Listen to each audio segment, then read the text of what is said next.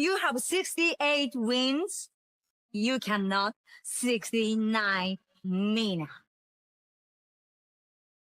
Hey everyone, it is the center of attention, Brittany Brooks, and you are watching Simply Reliable Studios. Come on over, Zeb. I'm being. See, earlier I said something stupid to him, and now this is my receipt. Okay. Sabu's just sabotaging you. Yeah. He sure did. Yeah, he's taking over. Hijacking is a better word. You're right. Good luck.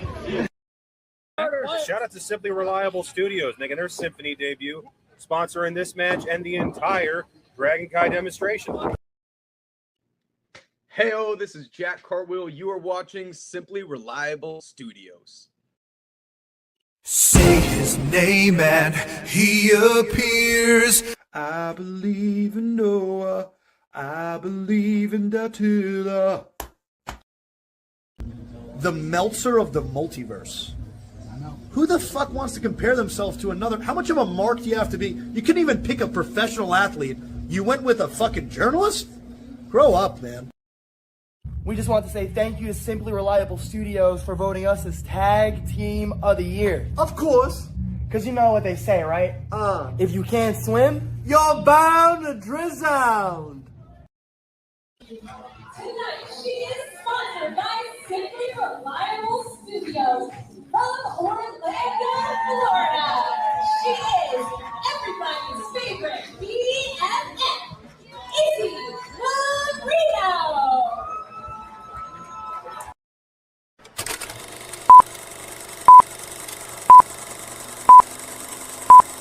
Get it? Got it.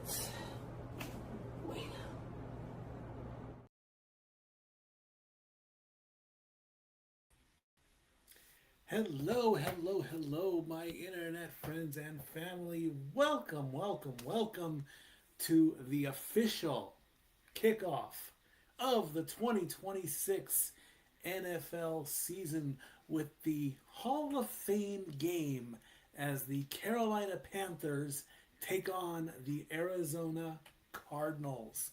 It's good to be back broadcasting from Sevier County, Tennessee. We're on a flash flood warning right now,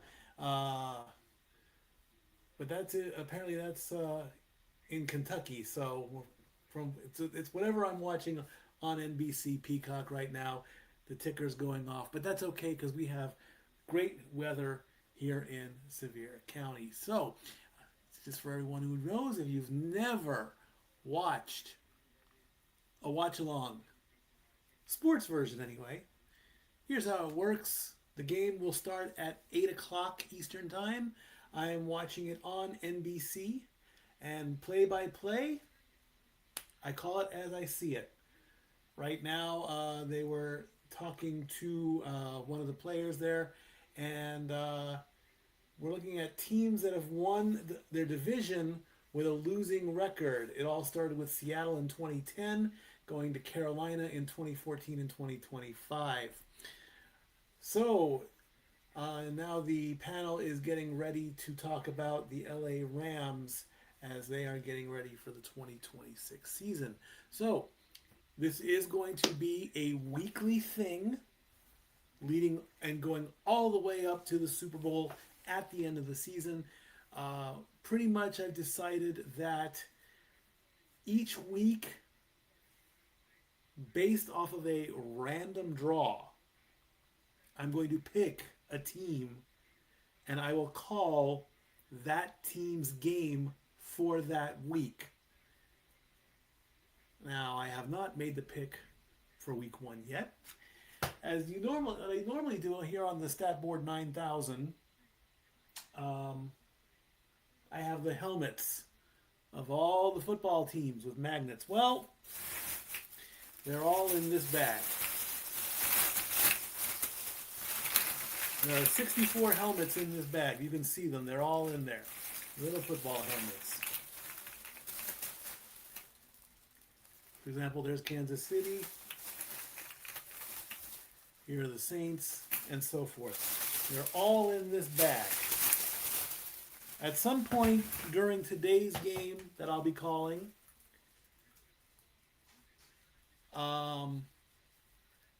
whichever team's helmet I pull, I will call that game for the week. It could be on Thursday, it could be on Saturday, it could be on Sunday, it could even be the Monday night game. The only thing that will stop me from this is TV coverage. I have to look in to a subscription on the NFL Network, because I do believe that that is the only way I can have every football game and then every chance possible to call the game in that sense. So it will be a random draw. That's the way it's going to be, I believe, this season. It's the fair way. That way, I haven't decided if I want to once I pick a team, I will say that's it. I can't pick them again. Haven't made that rule yet, but it's still a work in progress. We still have to get through the preseason before we get to the regular season, which of course starts on a Wednesday this year. Very odd that the season starts on a Wednesday. Week 1 starts on Wednesday, September 9th, as the Patriots take on the Seahawks. Now that could be another possibility. Don't know. Haven't quite figured it out yet. But there have been some news stories I'd like to talk about before we actually get to the game. While I have Peacock here on the Statatron TV, on the Roku TV. Top story on ESPN right now is that Detroit has extended Jahmyr Gibbs' contract for 3 years, $67.5 million. This is coming directly from ESPN as of an hour and a half ago. Written by Eric Woodyard. The Detroit Lions and 3-time Pro Bowler Jahmyr Gibbs have agreed to a contract extension that makes him the highest paid running back in NFL history. Gibbs and the Lions reached agreement Thursday on a 3-year, $67.5 million deal that could be worth up to $75.75 million and includes $51.5 million guaranteed. Agent Todd France of Athletes First told ESPN's Adam Schefter and NFL Network's Ian Rappaport. The record deal surpasses the extension Bijan Robinson signed with the Atlanta Falcons earlier this week. Robinson's extended is for 3 years and $66.75 and could be worth up to $75 million. The $22.25 million average annual value of Robinson's contract made him the NFL's third running back to get more than $20 million per year in an extension, along with the Indianapolis Colts' Jonathan Taylor and the Philadelphia Eagles' Saquon Barkley. Since being drafted number 12 in 2023, Gibbs, who is only 24 years old, has emerged as one of the most productive offensive players in NFL history. Despite splitting snaps with David Montgomery through his time in Detroit, Gibbs has 49 career touchdowns, the most in NFL history for a player through his first 3 seasons, surpassing the previous mark held by former Lions great Barry Sanders. Gibbs' 3,580 rushing yards are the 22nd most for any player in years 1 through 3 since yardage statistics were first recorded in 1932, and he is one of 19 players to post at least 3,500 rushing yards and 600 receiving yards to start a career. So congratulations to that, to Jahmyr Gibbs. Wow. That makes the Powerball jackpot seem like nothing. $65 million for just playing football, friends. That's something right there. That's a lot of money right there. Let's hope. Now, this doesn't mean that Detroit is going to actually win the Super Bowl, but as I have said in many, many seasons with Detroit, that they have improved. If you remember, they were one of the teams that they were a laughing stock of the NFC North. They just could not get to the playoffs, and then they just started just playing, and they made it to the playoffs. And in my opinion, they actually were Super Bowl contenders. It just didn't happen. Don't know why, but who knows where this is going to go next. Let me quickly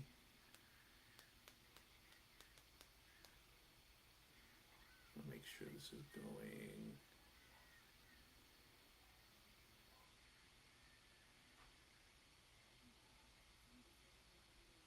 That is not our page. That might be our page. There it is. Okay, perfect, good, wonderful. Okay, that's what I want, and I want to go to, let's get rid of that, and I want to go that, and I want to do that, and then I'm going to go here, and then I'm going to send this to someone very special. Where is it? Where is it? Where is it? Is this it? Yes.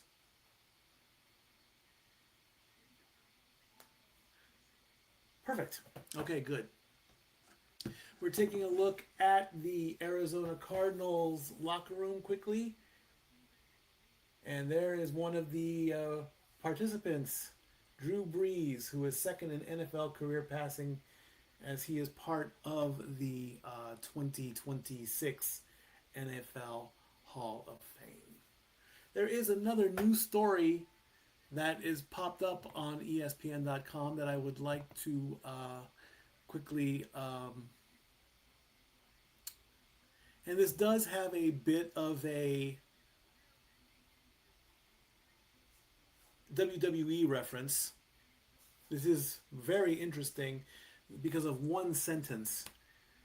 This is written by Catherine Terrell as of 45 minutes ago, roughly. NFL suspends Saints rookie wide receiver Brock Rechsteiner for 6 games.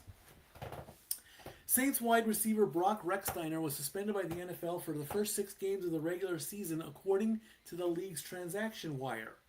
No reason was given for the suspension.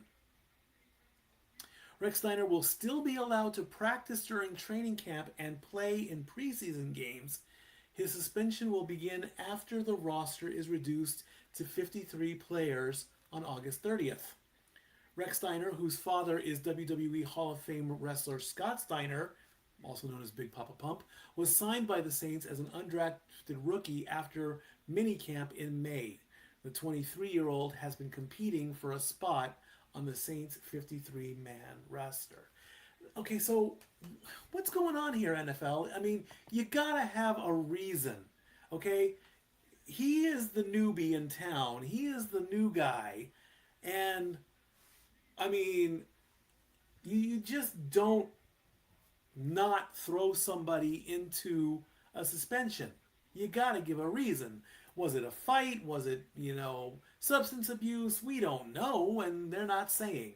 So it's like, come on, seriously? I do not like this. I think it's a dumb way to start the season. So, the news needs to come out quick on that one. That's my personal opinion on that one. I think it's quite dumb, actually. That's just me, but who knows why? Nobody knows why, really.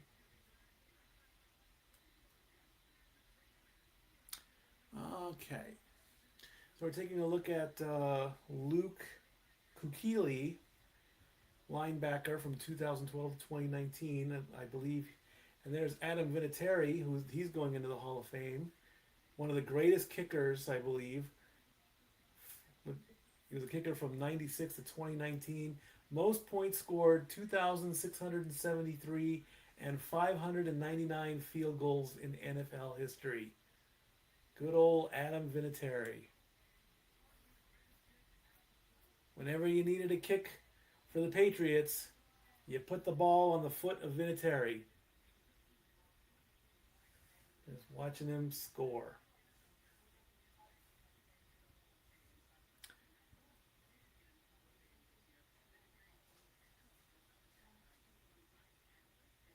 And Bill Belichick was not voted into the 2026 Hall of Fame. Gosh, I wonder why.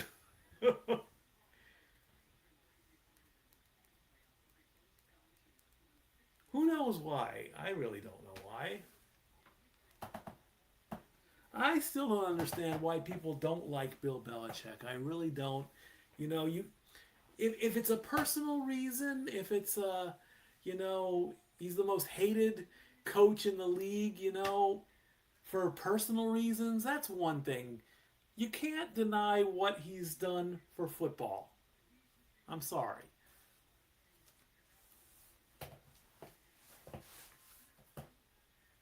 It's just one of those weird things.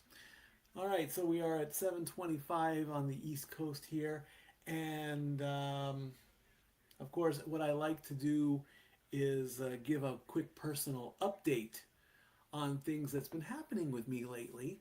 This is my quick moment here. As many of you know, I still am doing the rideshare thing. I still drive for Uber. I still drive for Instacart. And earlier in the month of July, we were driving home from running an errand. Dory Lou and I were driving. I wanted to take the family out to Dairy Queen for some blizzards, and we were coming home from that. We took a quick ride out to Gatlinburg, and we had stopped in a line of traffic, and Dory was driving, and I was in the passenger seat. I was on my phone playing my games, just waiting to bring her home so that I could finish my rideshare for the day. We had just passed Dollywood, and the official street that Dollywood is on is Veterans Boulevard and McCarter Hollow Road. You turn onto McCarter Hollow Road, you stay to the right, you'll go directly into Dollywood, or you can stay on McCarter Hollow Road. McCarter Hollow Road does have a very small residential area which leads into cabins and a few houses. Now, when you're coming out of Dollywood back onto Veterans, there is a far right turnoff which leads back into Sevierville. If you turn left onto Veterans, you're going back into Pigeon Forge, or you're going into Gatlinburg eventually. So coming off of that right turn, a 2010 Chrysler Town and Country smacked into the back of our car, our 2022 Mitsubishi Outlander Sport. He bumped into us. There was some damage to the car. There was a big crack in the bumper. There was some damage to the area that goes around the rim of the tire. There was some damage to the grill. It was very cosmetic. There was a dent in it as well. Dory and I were fine. No injuries, no airbags. We were both wearing our seatbelts. And so the gentleman who hit us came out, and he was 89 years old. I will not say his name, though, for that. And he admitted fault. He did say he was sorry. He just did not see us. Took pictures of the car and got information, insurance and all that and whatnot. And I was just about to call 911 and get the police out there when lo and behold, Pigeon Forge police came up and assessed the situation. They filed a police report and they sent us on our way. Now, Adam Vinatieri is now being interviewed officially there by NBC Sports. So we then decided to come home, and the car was still drivable. It just had some cosmetic damage to it. I kind of popped the rim area or whatever that thing is for the tire, put that back into place, and I had to continue my day.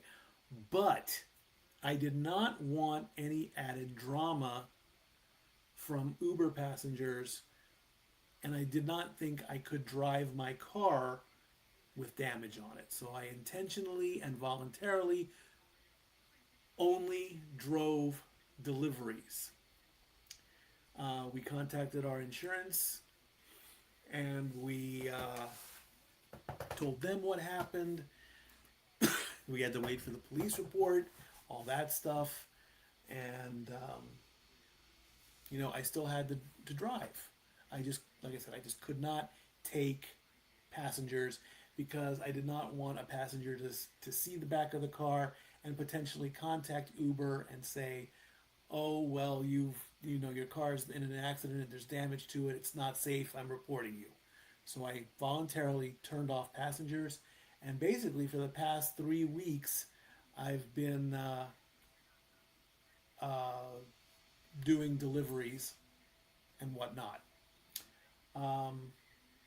So then we contacted the other person's insurance. They admitted fault. They paid for the damages. The car was repaired. Everything was a-okay, sort of. I got a rental car and went from there. So driving around, whatnot, I actually did I still continued to Instacart. I had to keep going. And I met a very nice family in Gatlinburg. I want to make sure I get the name right.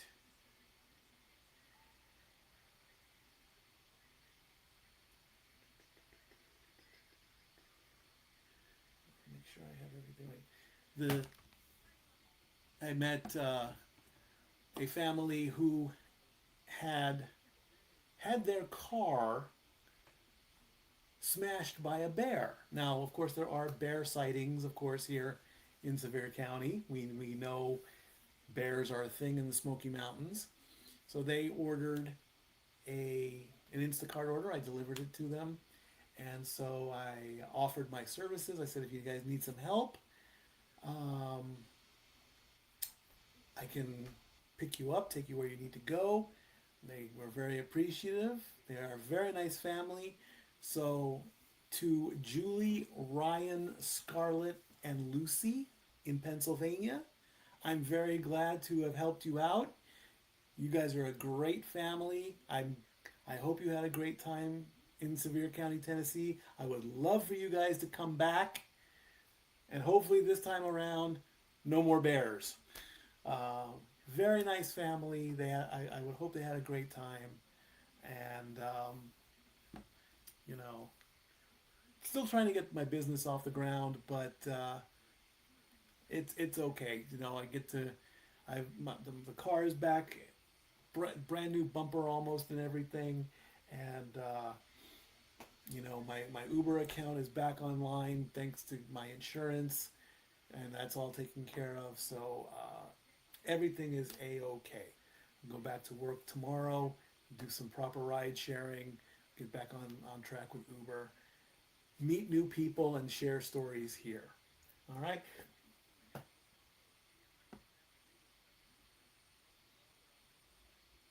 So there you go. And there's Coach Mike LaFleur of the Cardinals.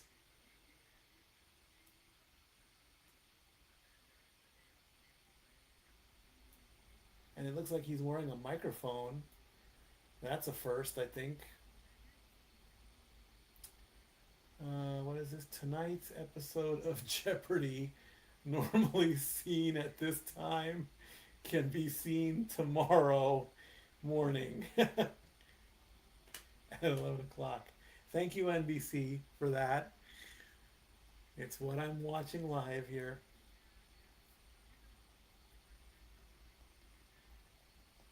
So, trying to keep an eye on the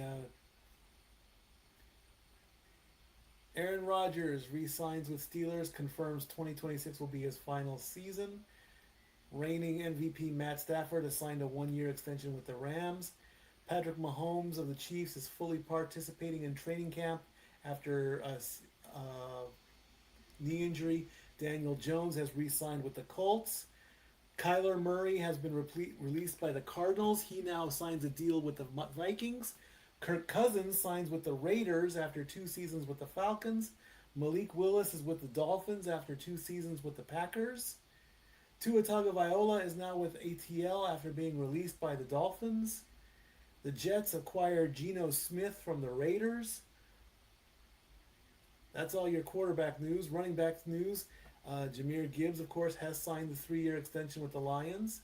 Super Bowl MVP Kenneth Walker has signed a 3-year deal with the Chiefs.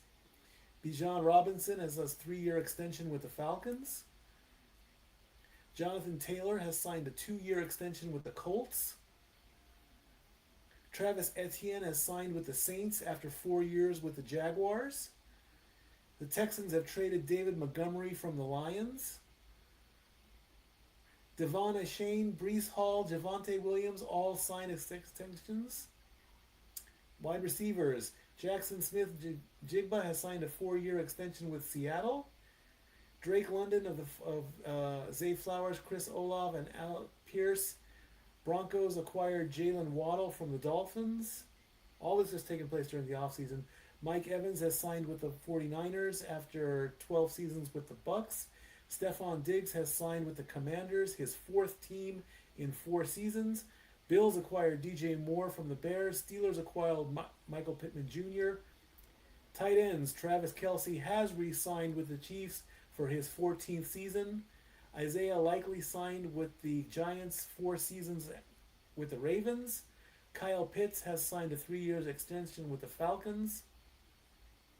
Dallas Goedert has re-signed with the Eagles on a 1-year deal. Chig Okonkwo has signed with the Commanders after 4 seasons with the Titans. Offensive lineman Tyler Linderbaum has signed with the Raiders after 4 seasons with the Ravens. Bears acquired Garrett Bradbury with a trade from the Patriots. Braden Smith has signed with the Texans after 8 seasons with the Colts. Trent Williams, Darnell Wright, and Laramie Tunsil have been extended. The Browns extend Titus Howard after acquiring him in a trade with the Texans. Defensive lineman Will Anderson Jr. has signed a 3-year extension with the Texans. Jalen Carter has signed a 4-year extension with the Eagles. They're definitely going to need that. The Bengals have acquired Dexter Lawrence II from the Giants. The Jets have acquired Tavondre Sweat in a trade with the Titans. Linebackers, the Ravens have signed Trey Hendrickson after a trade for Max Crosby fell through. Jack Campbell signed a 4-year extension with the Lions. Panthers have signed free agents Jalen Phillips and David Lloyd. Bradley Chubb has signed a 3-year deal with the Bills after 4 years with the Dolphins. Cowboys have acquired Rashawn Gary from the Packers. Odafe Owe has signed a 4-year deal after spending 2025 with the Ravens and the Chargers. Raiders have signed Nakobe Dean and Quay Walker. Defensive backs, Denzel Ward has signed a 2-year extension with the Browns. The Rams have acquired Trent McDuffie from a trade with the Chiefs. The Jets have acquired Minka Fitzpatrick with a trade with the Dolphins. This is all off-season stuff. Safeties Derwin James and Grant Delpit have signed extensions from the Chargers and the Browns. Kevin Byard III has signed a 1-year deal with the Patriots after 2 seasons with the Bears. Rick Woolen has signed a 1-year deal with the Eagles after 4 seasons with the Seahawks. Jameel Dean has signed a 3-year contract with the Steelers after 7 years with the Buccaneers. Alontae Taylor has signed a 3-year deal with the Titans after 4 seasons with the Saints. Tennessee could use that one. And the class of 2026, and it looks like, and they're going to stop the ticker at that and go to a commercial. 20 minutes to go before 8 o'clock. So again, just so you guys know, at some point during the game, I'm gonna let's look into costs for NFL Network. Let's see how that's gonna go. NFL Network. How much does NFL Network cost? Start your free trial.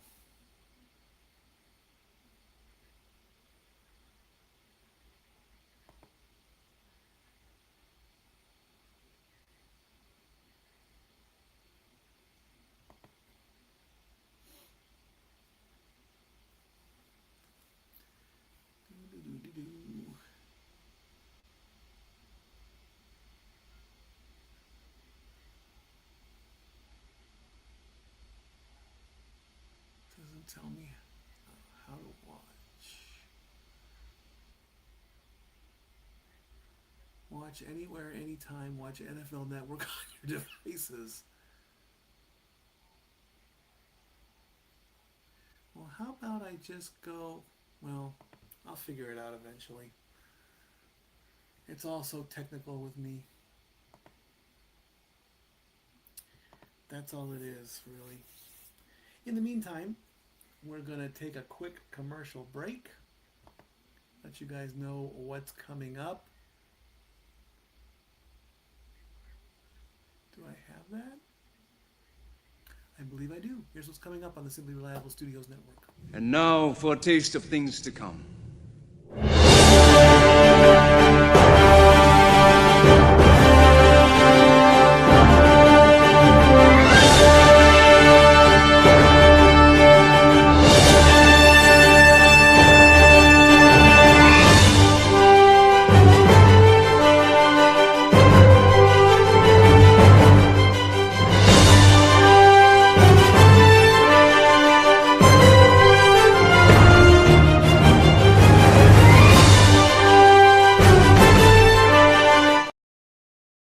Okay, that's not what that is. That is not the updated one. So, I don't know what that is, so I don't need to worry about that. That stuff's all in June and we're in August, so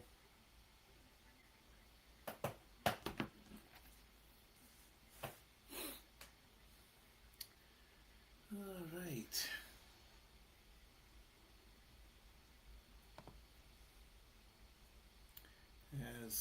As the game comes back, we take a look at Drew Brees kissing the Lombardi Trophy.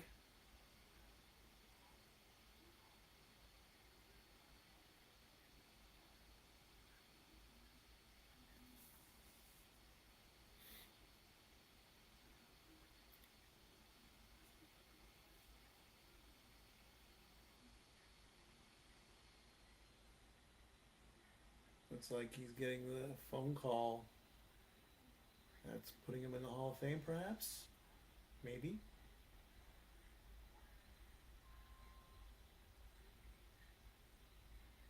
And now it looks like my feed is starting to... There we go. It's kind of choppy here.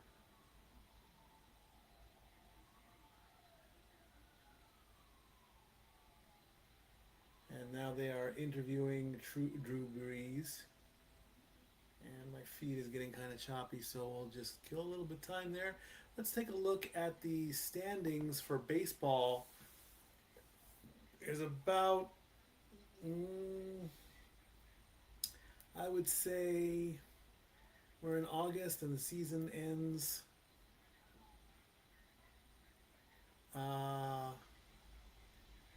Let's see, when is the last week of the schedule?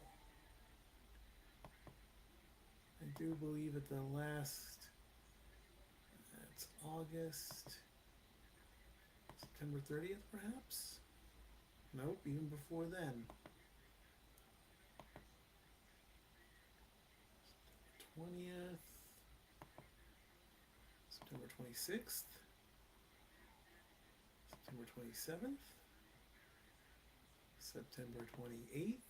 Okay, so the last game of the season is, looks like it's going to be the Orioles and the Yankees on September 27th right now, from what I can see there. So that gives us about 8 weeks to go until the playoffs start. So the standings are: the Tampa Bay Rays lead the American League East, having a 4.5 game lead over the Yankees. The AL Central, the Chicago White Sox are in first place. They have a 3.5 game lead over the Cleveland Guardians. And in the AL West, it's the Houston Astros. They hold on to a 1.5 game lead over the Texas Rangers. In the National League, the Braves have an 8.5 game lead over the Philadelphia Phillies. The Brewers lead the NL Central by 5.5 games. And of course, the Dodgers have an 8 game lead over the Diamondbacks. When it comes to the wild card, the Yankees and the Red Sox are the top 2 teams in the American League, so they would play, I believe, a 1-game playoff. In the National Leagues, it would be the Cubs and the Diamondbacks. Kickoff is about 22 minutes and 10 seconds away, according to the clock, in the stadium for the Hall of Fame game between the Cardinals and the Panthers. I haven't decided on what we're doing for MLB playoffs just yet. Definitely going to call the World Series games in their entirety, pitch by pitch, until a winner is crowned. That'll be a certain. Haven't decided what I want to do for the Division Series and the Championship Series, but when that gets closer to, then we will definitely figure all that out and go from there. 15 minutes to go until the top of the hour, when we kick off, literally, pun intended, the 2026 NFL season. I did, and the reason I'm doing this random poll is it's like I was torn between, Thursday night games, Sunday night games, Monday night games. Usually it was always Monday night games. But, gotta just stick with it there a little bit. And the yawning starts. Doggone. The yawning starts.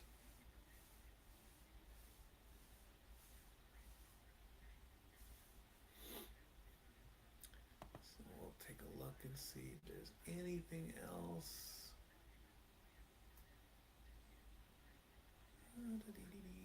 Nope.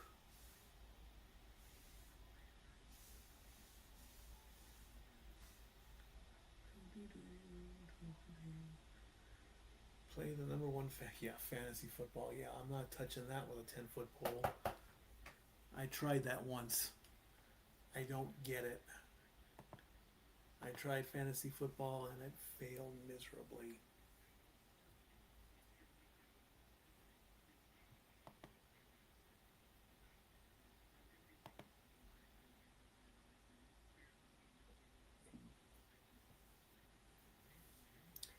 Tom Benson Hall of Fame Stadium, Canton, Ohio.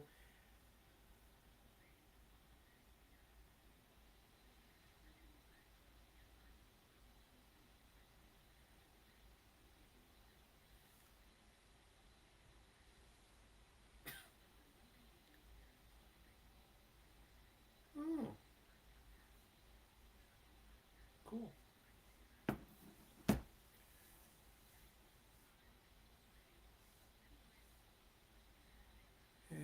kickoff is 19 minutes away.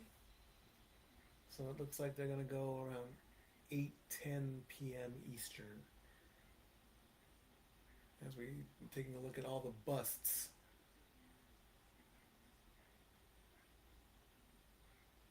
Look at all that. Rondy Barber, cornerback.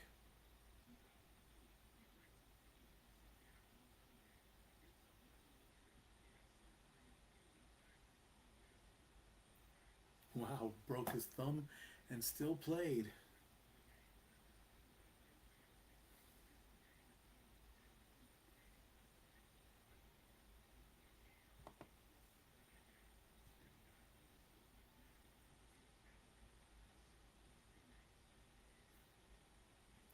Let's take a look at the official preview written by the Associated Press for this game. It'll be Carson Beck versus Kenny Pickett when Cardinals Panthers open the NFL's exhibition season. Carson Beck makes his NFL debut and Kenny Pickett starts for his fifth team in 4 years. Welcome to the NFL preseason. If you want to see starters play, wait until next month when the games count in the standings or watch joint practices. The exhibition schedule kicks off Thursday night with Beck and the Arizona Cardinals facing Pickett and the Carolina Panthers in the Hall of Fame game in Canton, Ohio. The preseason is an opportunity for rookies, backups, and players fighting for roster spots to get snaps and showcase what they can do. Most first-round picks won't play much. Cardinals running back Jeremiah Love, number 3 pick, and Panthers tackle Monroe Freeling are sitting out the opener. Beck, a third-round pick from Miami, will be under center for new Cardinals coach Michael LaFleur. Veteran Jacoby Brissett is Arizona's starter, and Gardner Minshew is the backup. Beck, who led the Hurricanes to a national championship matchup against Indiana, said he won't have any butterflies before the game. Pickett, a first-round pick by the Steelers in 2022, who led Pittsburgh to a 14-10 record in 2 seasons, has bounced around the league. He spent the 2024 season with the Eagles before Philadelphia traded him to Cleveland last year. The Browns sent him to the Raiders during training camp, and he started 2 games for Las Vegas. The Panthers signed Pickett to back up Bryce Young. Carolina won the NFC South last season with an 8-9 record, but the Panthers led the 12-win Rams in the final minute of their wild-card playoff game before NFL MVP Matthew Stafford threw a 19-yard touchdown pass to Colby Parkinson with 38 seconds left for a 34-31 victory. The Panthers have been getting after each other in practice, so Coach Dave Canales is looking forward to see his team hit an opponent. Practice is everything for coaches in training camp. Fewer teams play their starters in preseason games, so they have to get them ready for the regular season in practice. Joint practices, teams facing opponents ahead of their exhibition game, are a growing trend in the NFL. A total of 28 teams have scheduled joint practices, which begin next week. The Rams have joint practices with the Cowboys and Saints coming up. The Detroit Lions are one of 4 teams that won't have any joint practices, so some of their starters could see action in the preseason games. Several key players already have been hurt in practices over the past week. The Panthers lost second-year edge rusher Nick Scorton to a torn ACL on the first day of camp. They also saw wide receiver Chris Brazell, the second, go down with a torn LCL. New Orleans Saints defensive tackle Bryce Breeze tore his ACL last week. Atlanta Falcons edge rusher Jalen Walker was carted off the field with a knee injury on Thursday. So already things are happening.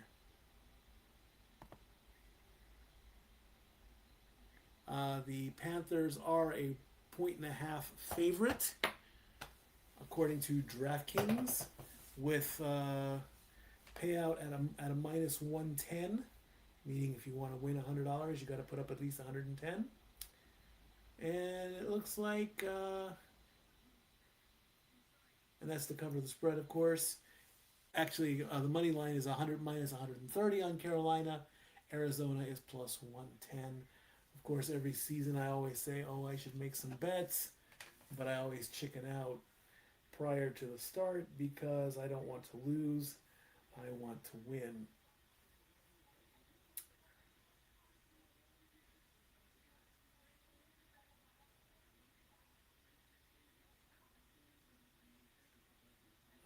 taking a look at FanDuel. Do they have anything?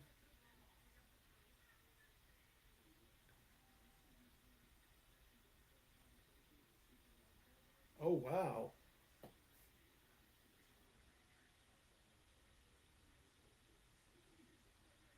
Hmm.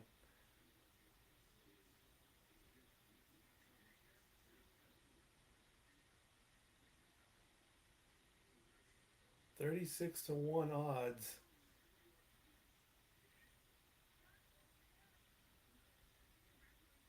If each team, if both the Cardinals and the Panthers each record 100 yards in rushing and 200 reception yards, it pays 36-1.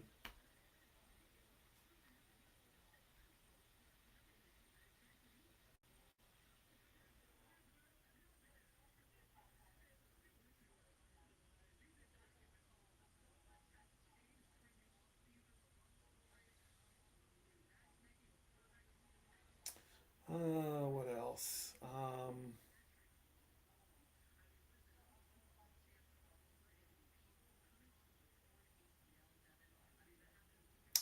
If the Cardinals and the Panthers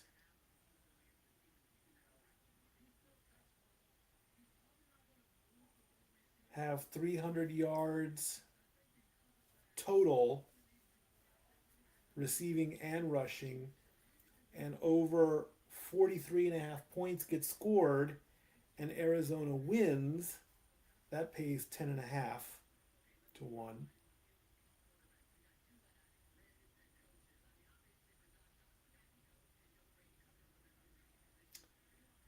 Yeah.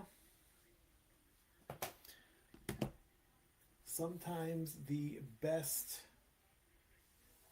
action is to not play, as they say in war games. An interesting game. Sometimes the best move is not to play.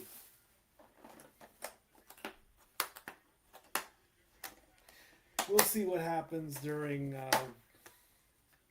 the preseason and going to week 1.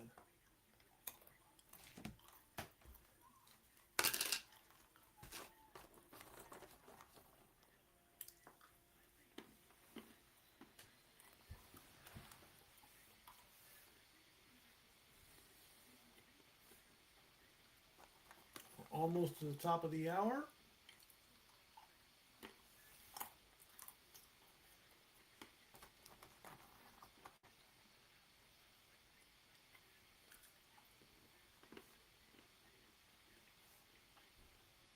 Adam Vinatieri holds the record for most field goals without a miss.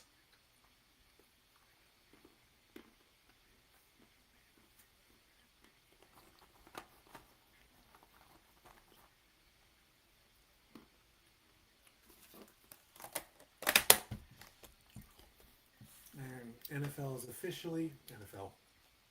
NBC is officially ending their pregame stuff.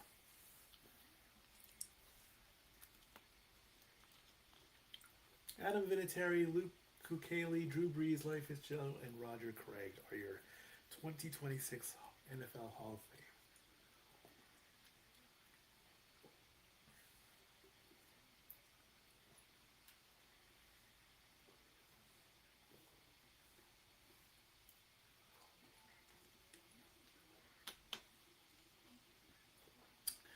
Back to school. Sevier County school starts tomorrow. That was a big thing on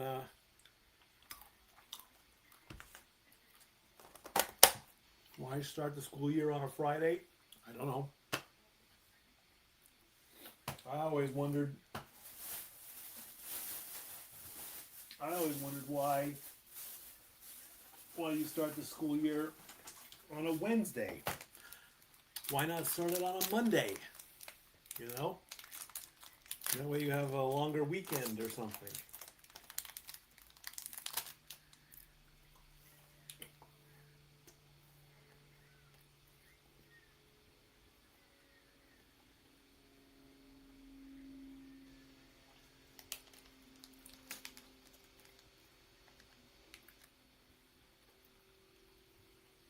The snacking starts.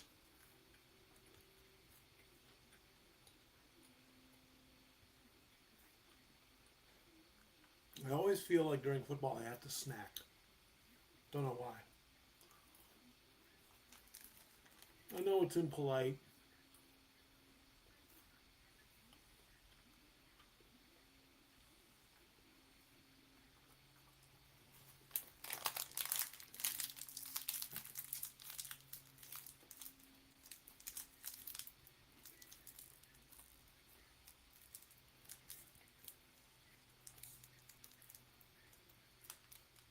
As NBC Peacock officially welcomes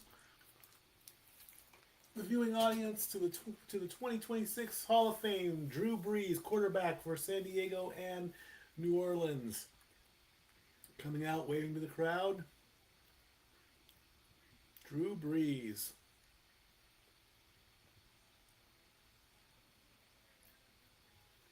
Running back Roger Craig, who played for San Francisco, Los Angeles, and Minnesota from 1983 to 1993. Comes out with a big smile, thumbs up. Adam Vinatieri, kicker for the Patriots and the Colts from 1996 to 2019. Waving, thumbs up to the crowds. Linebacker Luke Kuechly of the Panthers from 2012 to 2019. And from the Arizona Cardinals from 2004 to 2020, wide receiver Larry Fitzgerald. Big smile on his face there. There's your 2026 class. Hall of Fame class for the NFL.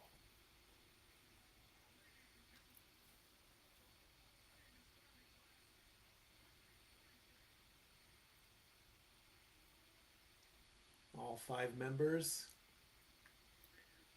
officially getting their picture taken with the Cardinals and the Panthers behind them as Chris Collinsworth and Mike Tirico come onto the screen to call some football. Again, this is just a preseason game. Doesn't really mean much, just to get the cleats warmed up, get the arms going.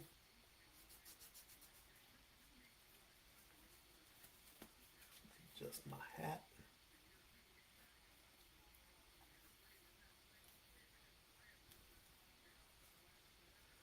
Polls just closed across Tennessee. Ah, yes, it was election day here in Sevier County. And watch live coverage as results come in on the WBR, our streaming app.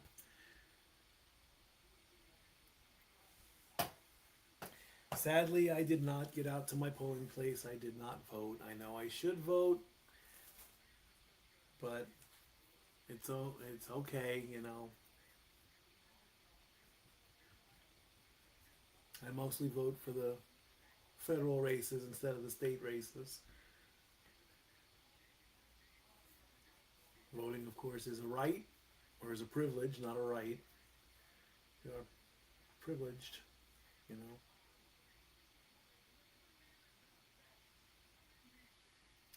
And they go to commercial there. They'll come back. Unfortunately, you know, there is a law that says, you know, if you commit a crime, you lose your ability to vote. I do not like that. Let me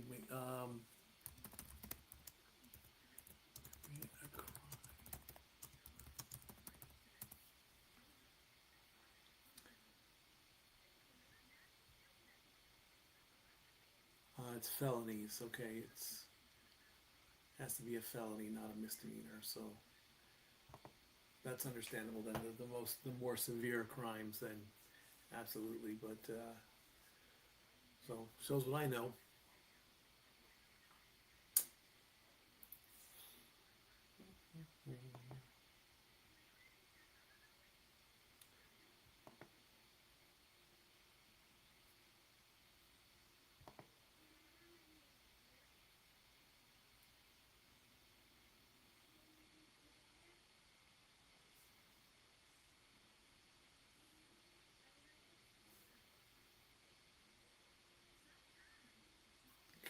commercials.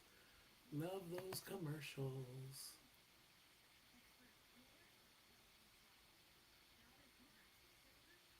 Oh, the Children's Hospital in Knoxville was renamed from Dolly Parton Children's Hospital.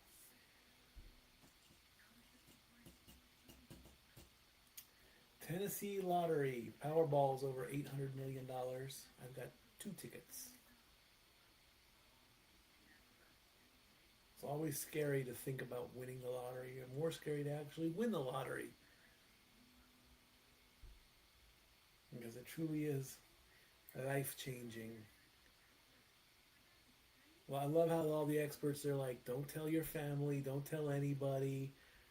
You know, I don't think I wouldn't be able to keep it secret if I had won the lottery. I tell you, it would be like, I've spoken about this with my clients and my passengers. I'm like, what would you do if you win the lottery? And I'm like, I think the one thing I wouldn't do, I wouldn't go on social media and put myself out there. I wouldn't, I would eventually like surprise my family and friends, but I wouldn't be like at Mega Millions jackpot winner 37862 or something like that. I wouldn't do that.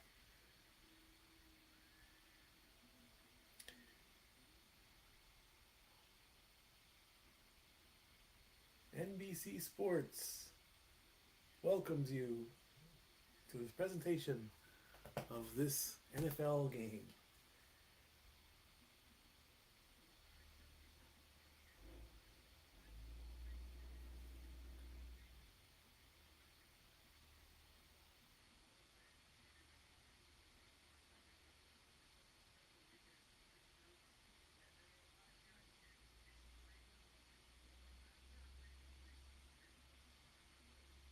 And Melissa Stark.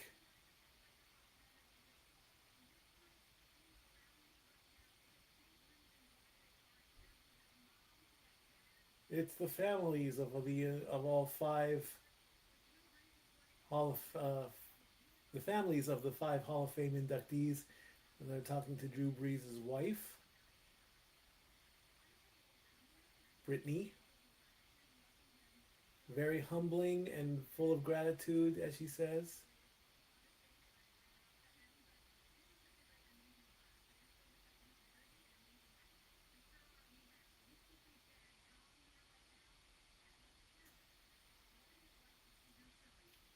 We're talking to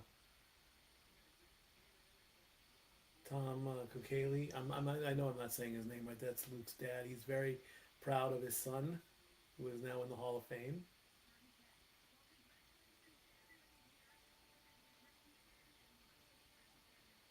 And the countdown clock has officially, as we take a look at Coach Mike LaFleur, who was the Rams offensive coordinator prior to assuming the head coach position. He goes up against Dave Canales of the defending 2025 NFC South champion Carolina Panthers.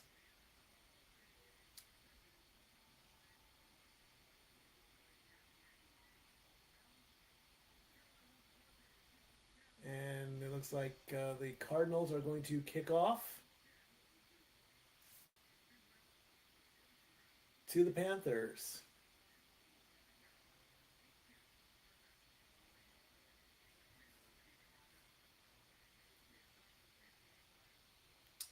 Kicker takes a few steps back. Remember, nobody moves until the ball gets caught. And we are underway. Ball is going to go into the end zone, and the Panthers are going to run 10, 15, 20, 25. And we are underway.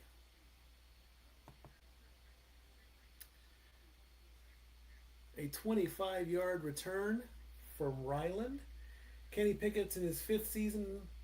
He signed a 1-year contract. This is his 5th team as he played with the Steelers, the Eagles, the Browns, and the Raiders. Now Kenny Pickett is a Carolina Panther. And he is going to start.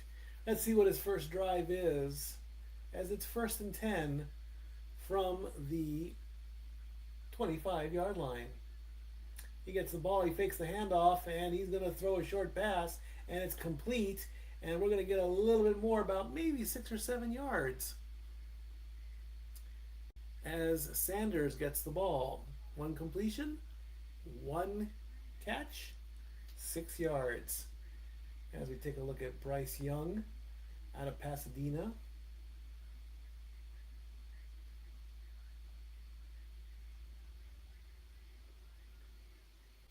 And it is now 2nd and 4. Gets the snap. And another pass, another completion. And Sanders is going to go back almost to the line of scrimmage. They'll give him some forward progress. 2 yards. That's going to make it 3rd and 2.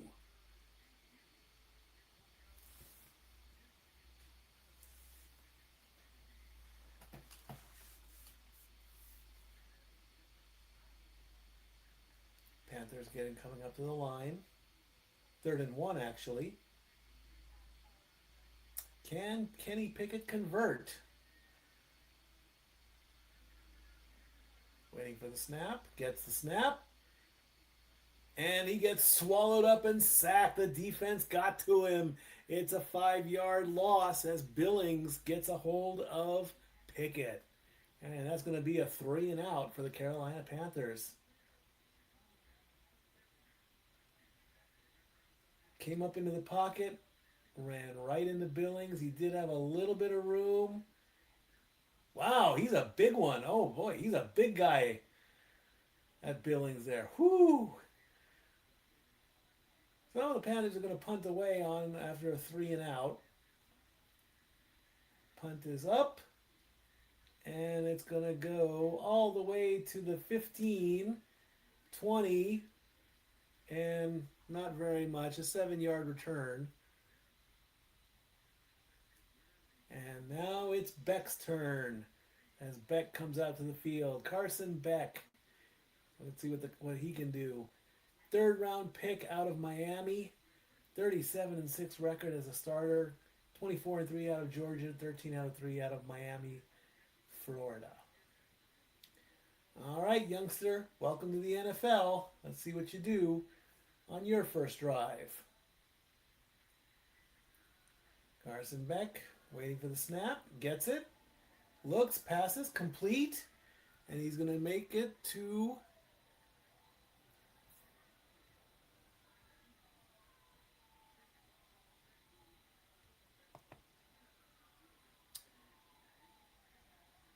Yaboa for 4 yards. So it's going to make it 2nd and 6.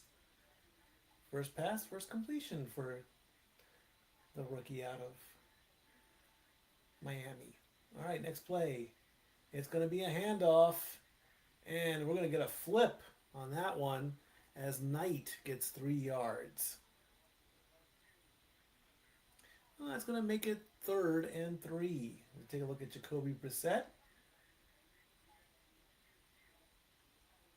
He's on the sideline there, watching the rookie play. So let's see if the Cardinals can convert on their first drive. From the 30-yard line. 3rd and 3. Beck gets the pass. He's looking. He's going to take it himself. And he's going to play Thanos on the 3rd down. And he's going to dive in for a 1st down. Playing Thanos. Says, I'll do it myself. Gets the snap. Looks, and says, I'm going. Gets the 4 yards and just dives in and gets the 1st down. Well done. Nice play. All right, new set of downs. It's a handoff. Good run up the middle there. Another 3 yards there. Excuse me, 4. That was another 3 yards from Knight. 2 carries for Knight so far. AZ Knight. All right, 2nd and 7 coming up. Excuse me. Back's going to fake the handoff, roll, completion, and he'll get another 5 as he finds Fairweather. That's going to make it 3rd and 2.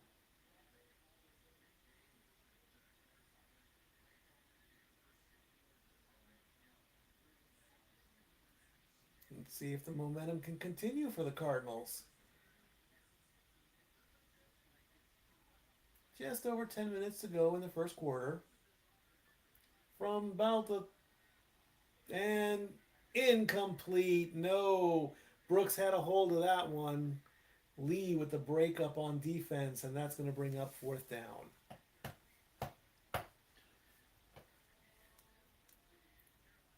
Back. Let's see here. Got a piece of it. Hit him in the shoulder. And the ball just bounced out of his hands. So it looks like Arizona's going to punt away now.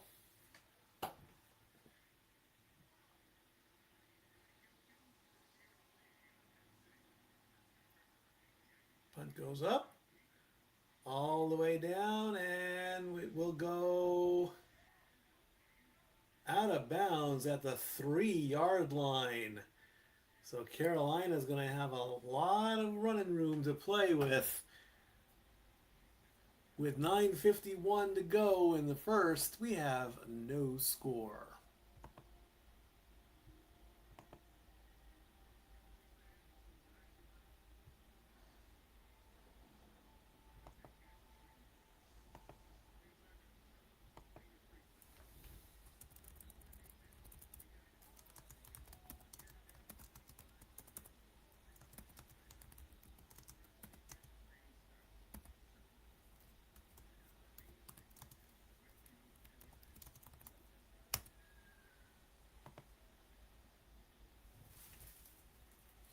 As we now get Spider-Man, Brand New Day is the #1 movie.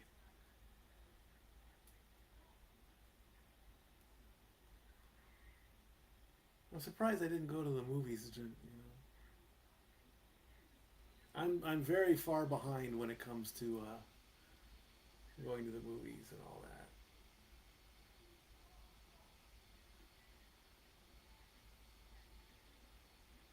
Lori Lou loves to call people out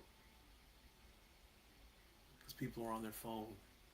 And if you're in a darkened theater and all you see is something like that in a darkened theater, it's distracting. You know? And I agree, you know, you should be watching the movie and not paying attention to your phone.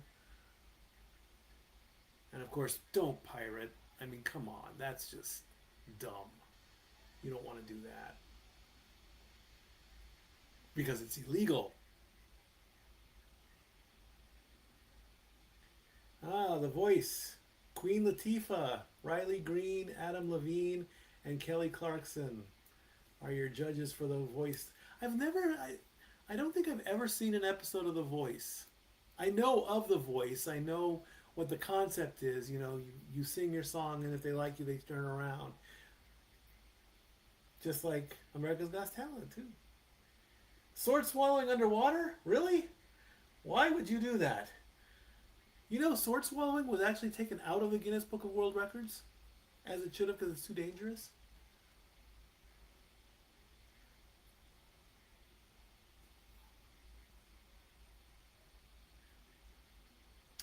All right, Kenny Pickett is all the way back at his own 3-yard line on the second drive. Let's see what the Panthers do with this. He gives it off, and do we have a safety? Is that a tackle in the end zone?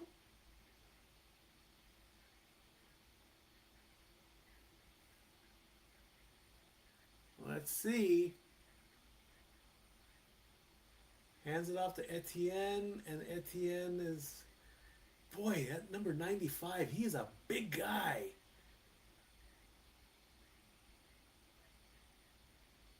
It was very close, but he was tackled at the 1 yard line for a loss of 2. Oh no, we have a hurt player. Number 90 on the Cardinals is limping off. He doesn't look too happy. All right, a loss of 2. 2nd and 12 from the 1 yard line. Peckett will throw from his own end zone, and that's incomplete. Ball was tipped and intended for more. Keys with the block. Let's take a look at this one here. It looks like it's going to be a quick shot up the middle. Looks like did 95 get a hold of that? No, he missed that one. Boy, at 95. All right, 3rd and 12. Pickett's got a long way here. And we got a flag. False start. Offense. Half the distance to the goal. Remains 3rd down. Number 76 jumped.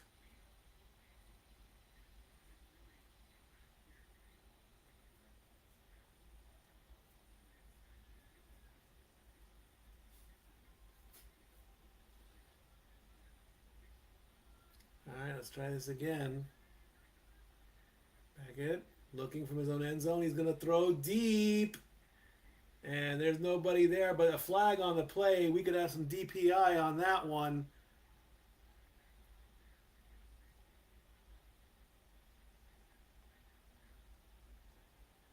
Let's take a look. Clark versus Tremaine. DPI is the call. I think the ball was too high. I don't think he had a shot at that one. So that's going to give the Panthers some running room as they move up to the 32-yard line.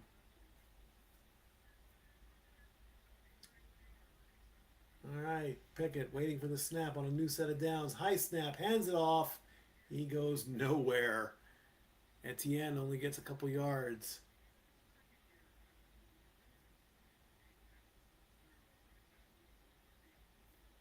To make it 2nd and 8.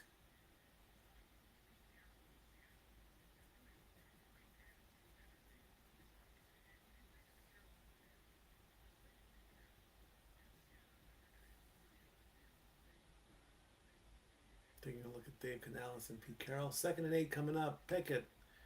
He's looking. He throws. He completes. And we're not going to get any yardage on that one. And we have another flag on the play. What's the call on this one, ref?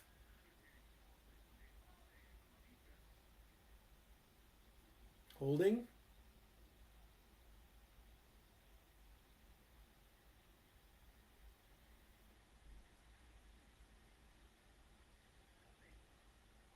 Offensive holding.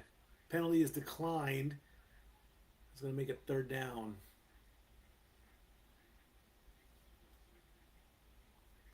That's going to be a loss of a yard. As we take a look at offensive lineman Albert Reese. Signed as an undrafted free agent. It's going to be 3rd and 9. Still no score.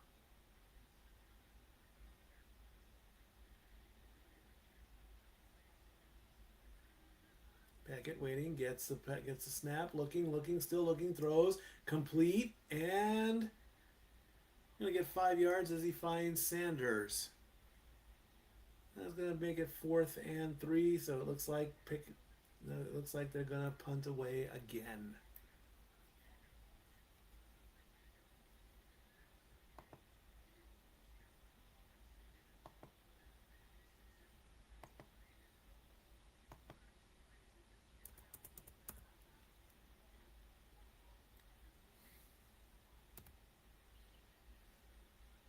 Teams are lining up, waiting for the kickoff.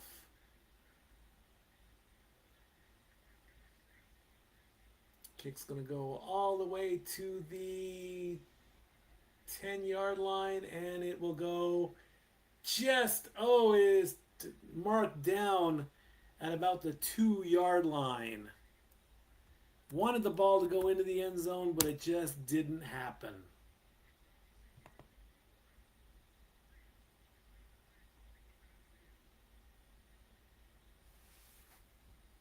Ball was heading toward the end zone, didn't go into the end zone, so that's going to make it. And we have a commercial with Travis Kelce for Sunday Ticket.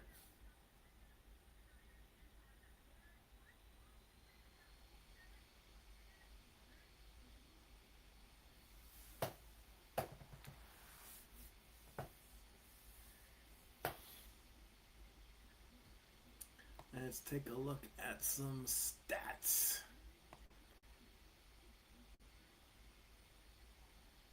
Kenny Pickett is 4 of 5 for 12 yards. Carson Beck is 2 of 3 for 9 yards. 6 yards for, let me get his name, Bam Knight. He's the leading rusher with 2 carries. And Jatavion Sanders of the Panthers is the top receiver with 13 yards. Other than that, no score.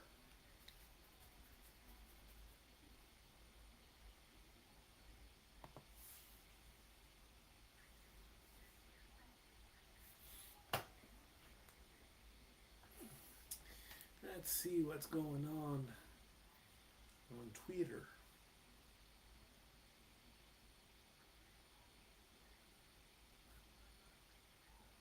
Let's see what people are saying. Why not?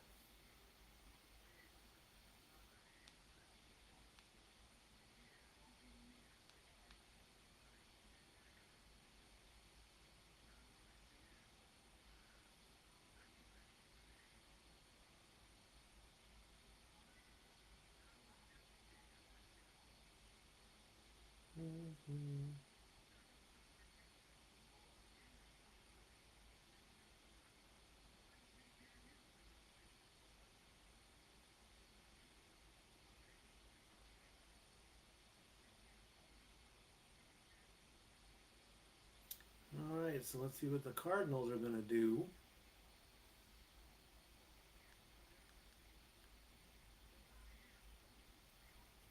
From there,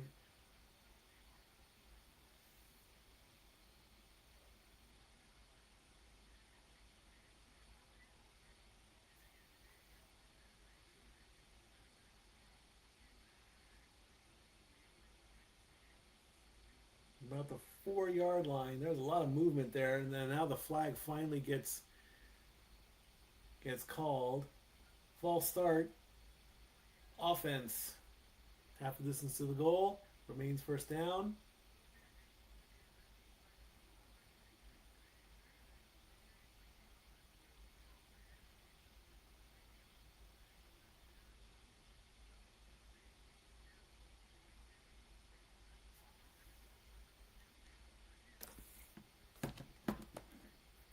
Next play after the penalty, and it's a handoff and a couple yards.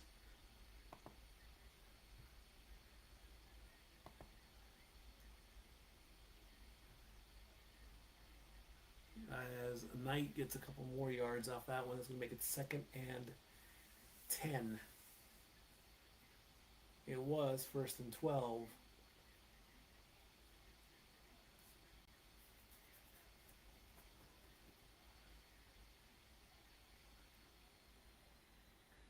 Cardinals, let's see what they do. Beck's going to hand off again. Not going to go anywhere with that one. Small 3-yard run.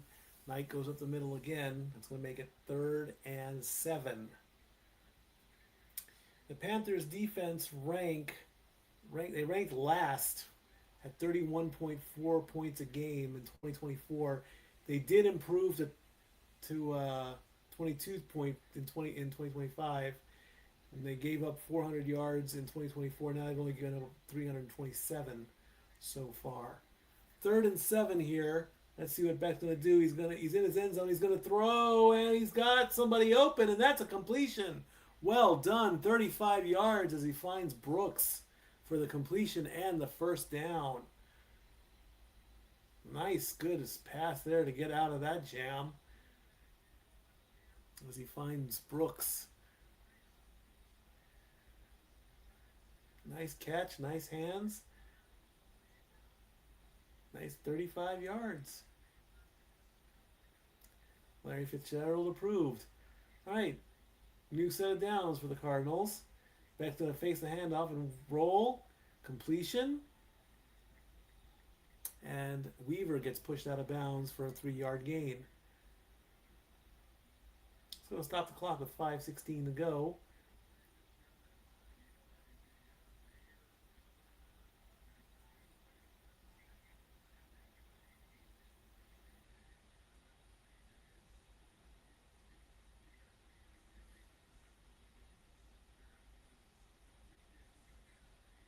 Next play is a handoff, a bit of a slip, finds a hole, runs through it, gets the first down as Knight gets 10. Nice little carry there. Let's take a look at the replay here. Bit of a slip, but he regained his footing.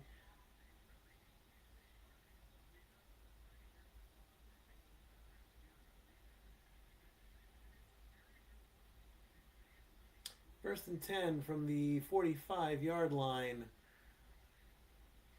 Cardinal Beck fakes the handoff again, and he's going to throw, and he's going to find a completion as he finds Gears for 5 more yards.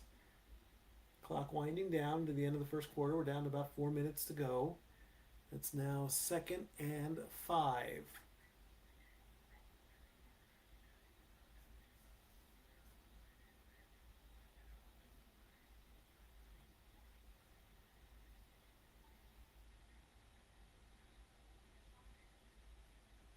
Take a look at the Jeremiah Love there. Fakes the handoff again. He's looking. He throws. There's a big completion. He finds Brooks and gets another 15 yards. Needed 5, got 15.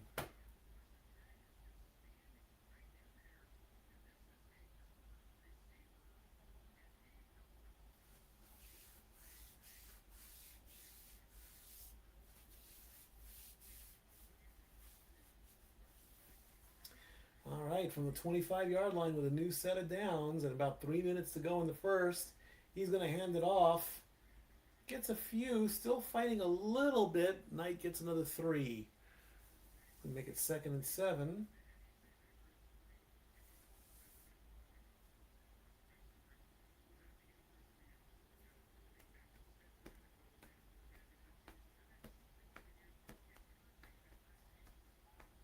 Carson Beck's career timeline: played in Georgia from 2020 to 2024, 2-time CFP national champion as a backup, and then went to Miami with a 13-3 record. From about the 22-yard line, Beck is going to get the ball. He's going to throw. He's going to complete. And a little bit shy of the first down, he found Fairweather for 6. So that's going to make it 3rd and 1.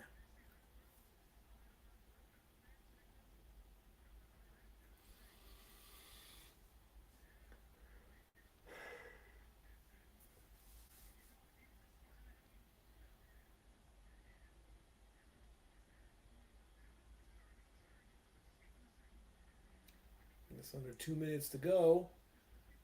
From the 16-yard line, we're going to get a handoff. We're going to get a first down. Knight powers through for 3. New set of downs. That's going to put them, I believe, to the 13-yard line. So now the Cardinals are in the red zone.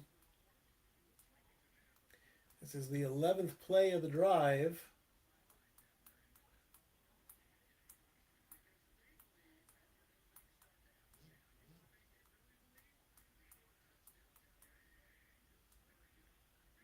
Back waiting.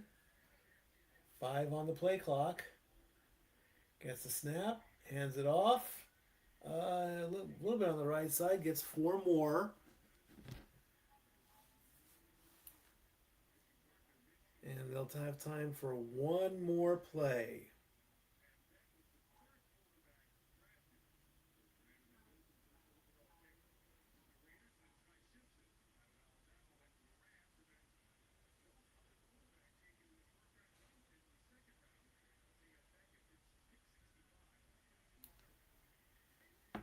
"30 seconds to go. This is going to be the last play of the first quarter. Beck, can he get it into the end zone? Yes, he can. Oh, are they going to mark him short? Did he break the plane? The clock is going to run down.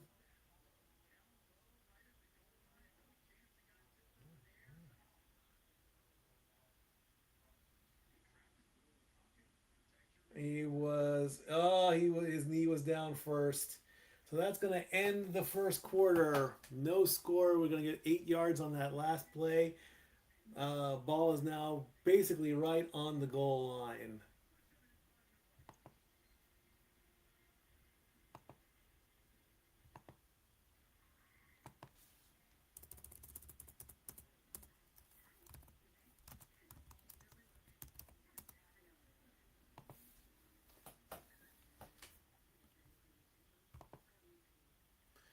So let's take a look at the stats now and see where we stand. Kirby Puckett, Kenny Pickett, Kirby Puckett, Kenny Pickett, yeah, right. Where did I get Kirby Puckett from? I'd like to know. Kenny Pickett still 4 of 5 for 12 yards. Carson Beck is now 8 of 9 for 81 yards, about to score his first NFL touchdown, even though it is in the preseason. Bam Knight has 27 yards and 7 carries. And Jalen Brooks has 50 yards with 2 receptions.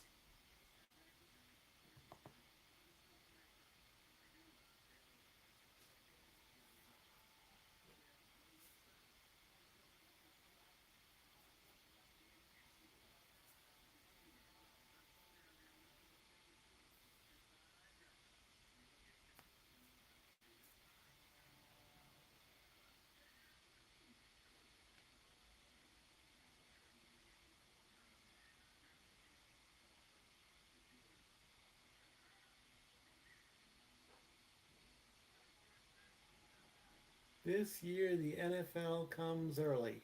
Yes, it does. Wednesday, September 9th.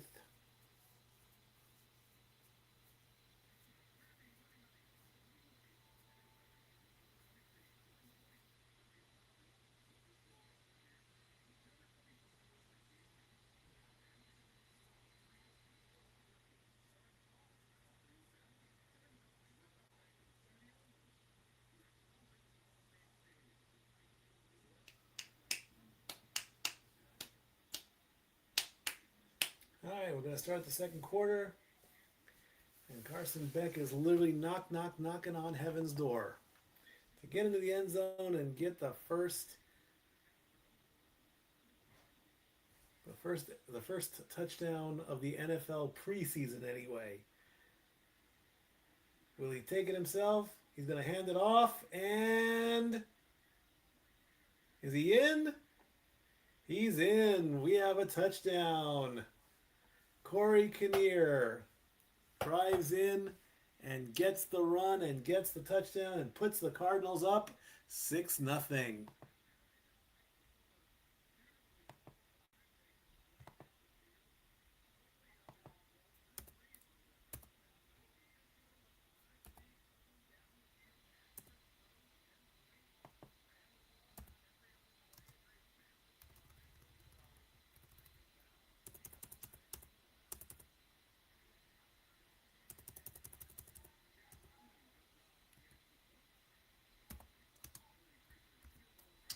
And the extra point is good.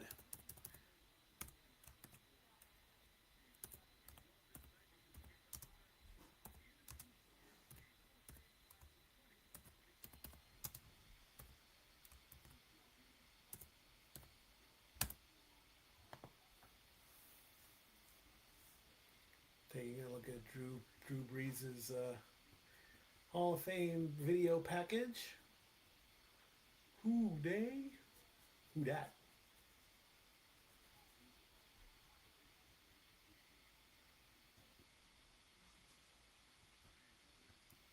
Second most passing yards and touchdown passes in NFL history. Super Bowl 54 champion, 44 champion and MVP. Two-time Offensive Player of the Year in 2008 and 2011.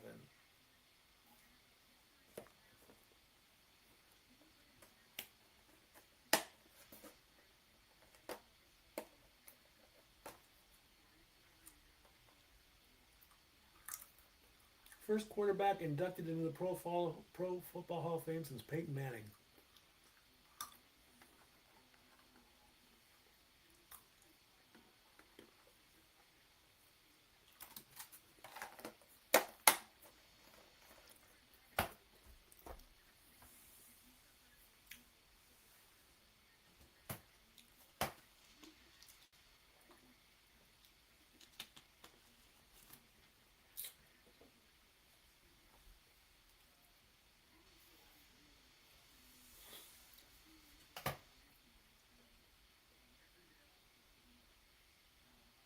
Still talking to Drew Brees.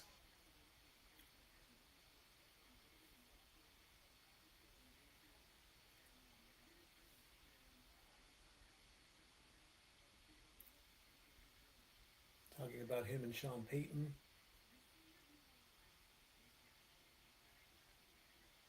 We're still bringing up Katrina. Here's the kickoff. And it's going to go into the end zone. 5, 10, 15, 20, 25, 30, and finally down. 30-yard return.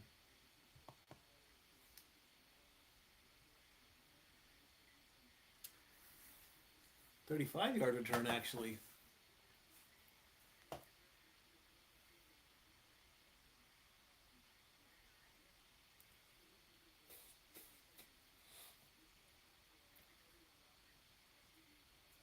Still talking to Drew Brees as we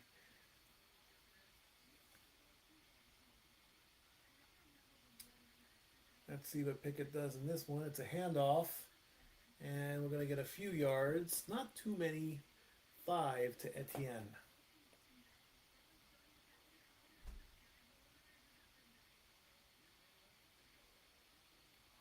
Drew holding up his son Balin, and there's Balin now.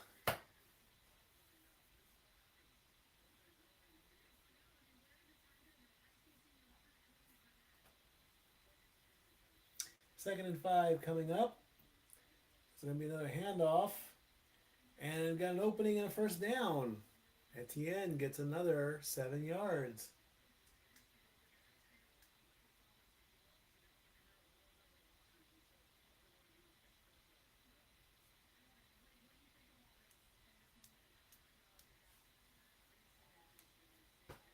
Nah.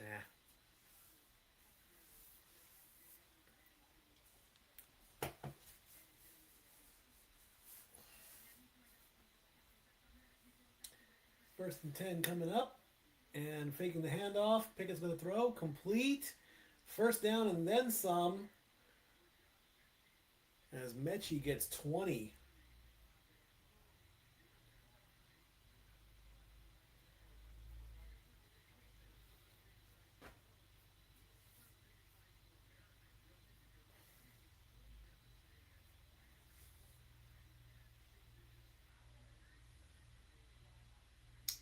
All right, first and 10 after the 20-yard reception. Let's see what Pickett does in this one. He's looking, he throws, it's complete, and Moore's only going to get 4 yards on that one.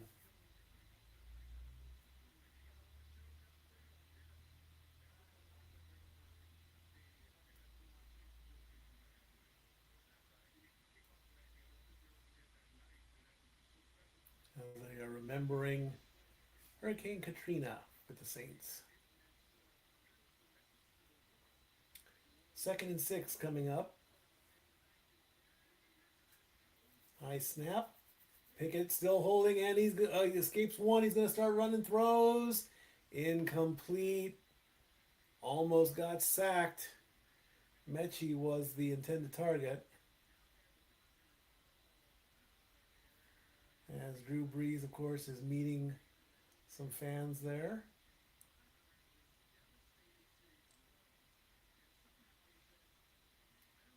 Some fans over there wanting autographs. 3rd and 6 coming up.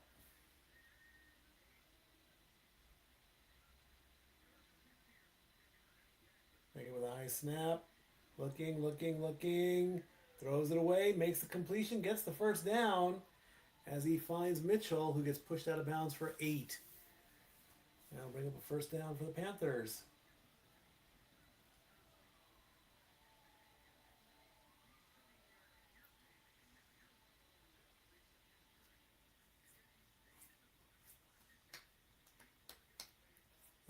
Looking, and finds him.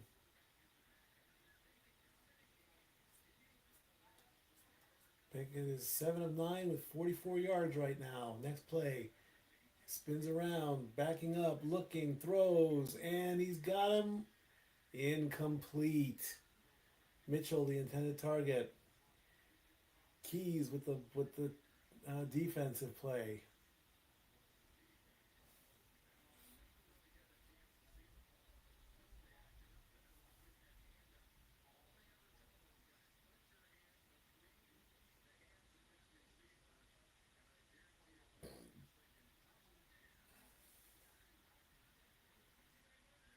Second and 10 coming up.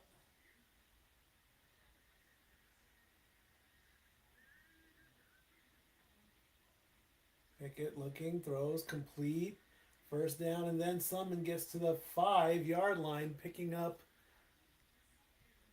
That'll make it 1st and goal for the Panthers. 18 yards to Dillon.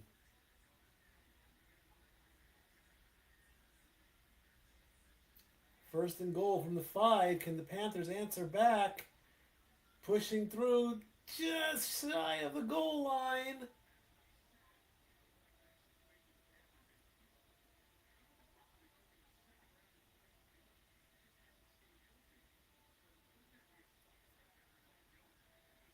So 2nd and goal. Just off the 1. Might be a quarterback sneak, I think. Quick handoff, and Dillon pushes through. And we get a Carolina touchdown. A.J. Dillon gets the first touchdown for the Panthers this season. 10 plays, 67 yards.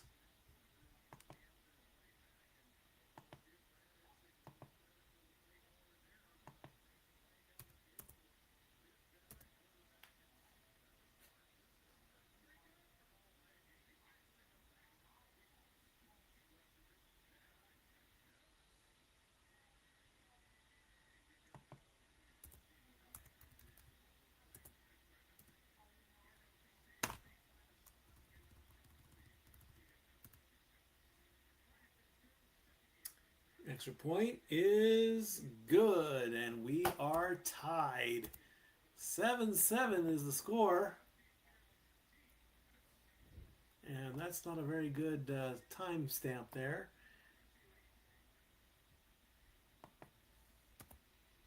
Let's fix that really quickly. That's better. 10:56 to go.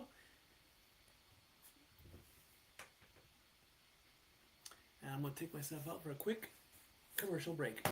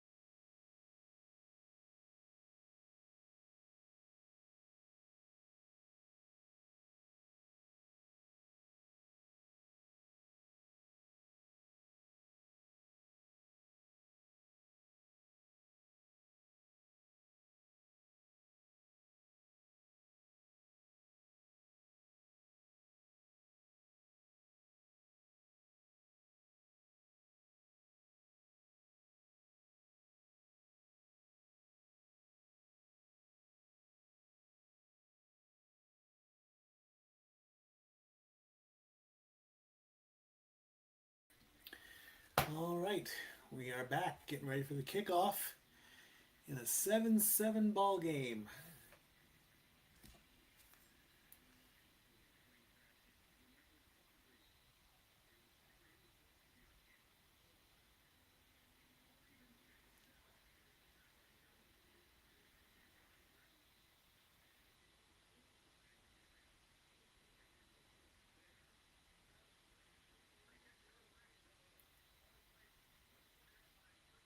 That's a penalty. The kickoff landed short of the landing zone, so the ball will be placed.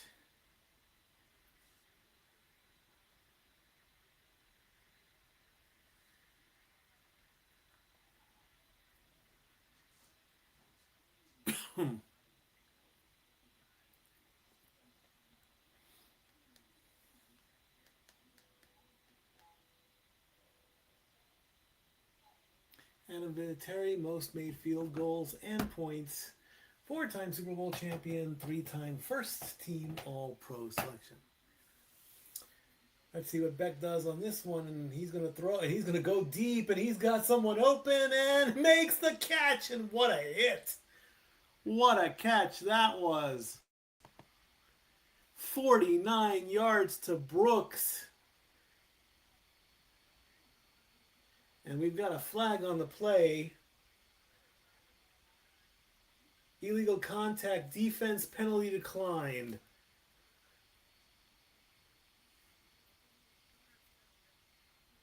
Let's take a look at Brooks. Look at that speed. He does a little stutter. He gets past the defender. He's looking. He makes the catch. And Ransom 22 with a nice almost helmet to shoulder, which caused the penalty. That's going to put the Cardinals all the way to the 11-yard line. And they're going to fight their way through. They're going to get 6 more. That's going to make it 2nd and 4.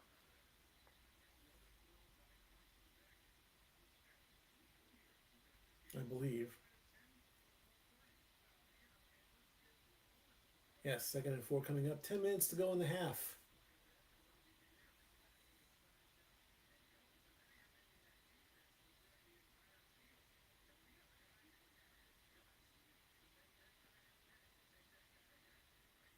Beck's going to fake the handoff, get away, and that's going to be a throwaway. They almost would have called grounding on that one.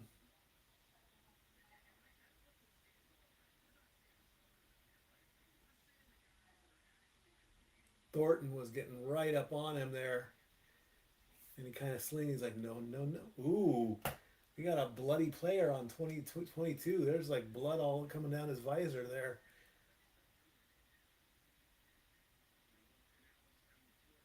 Beck is 9 of 11 for 130 yards right now. If you had that on the bingo card. And we're going to go timeout. Arizona calls timeout. Interesting.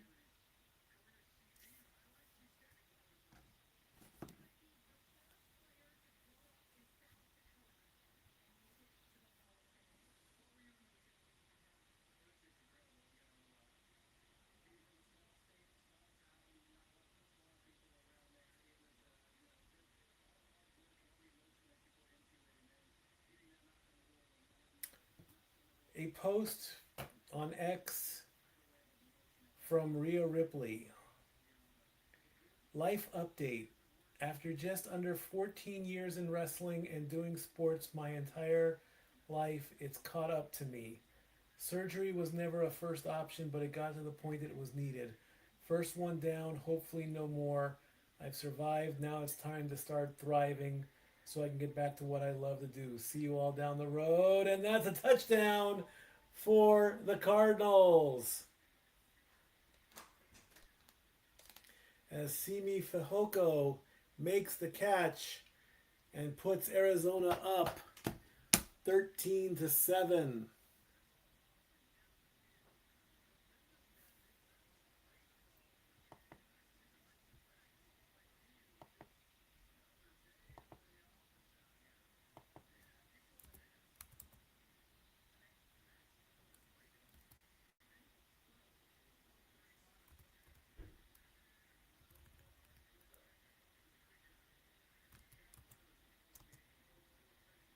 Kick is up, and it is good. So the Cardinals are going to answer right back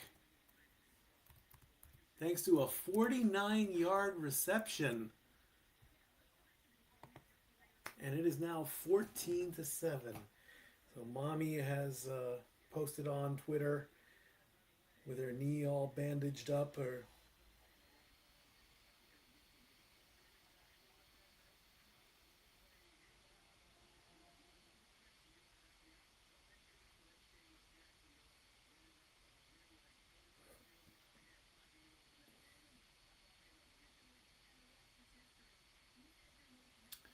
What is the...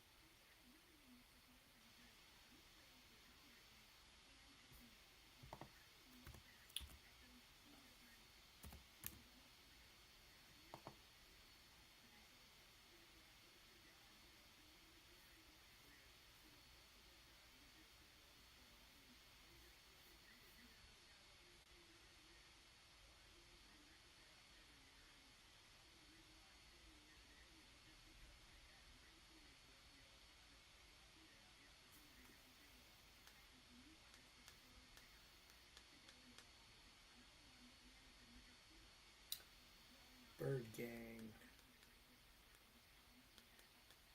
takes the lead, 14-7.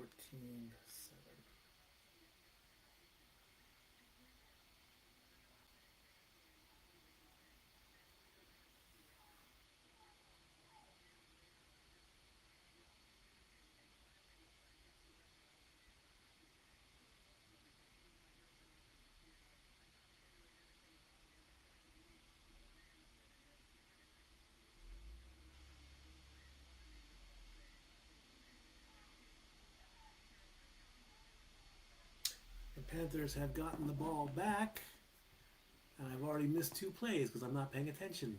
Shame on me. So the kickoff went to a touchback. Dylan has run 13 yards from the 35-yard line to the 48-yard line for a first down.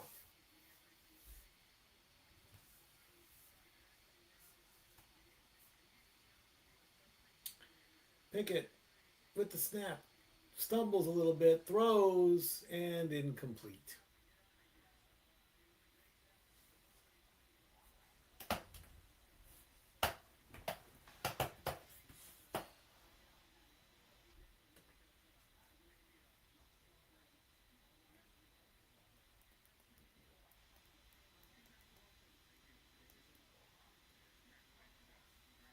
That's going to be 2nd and 10 now.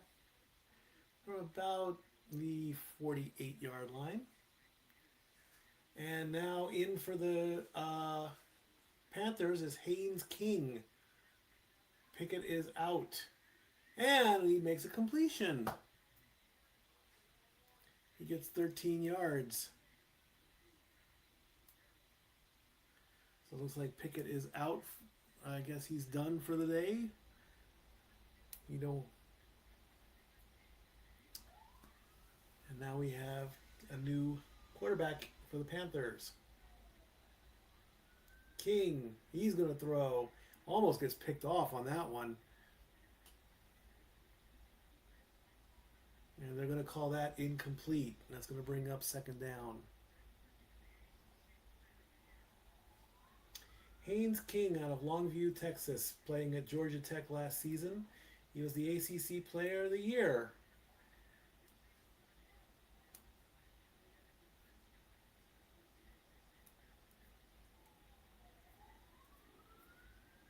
Second and 6 coming up.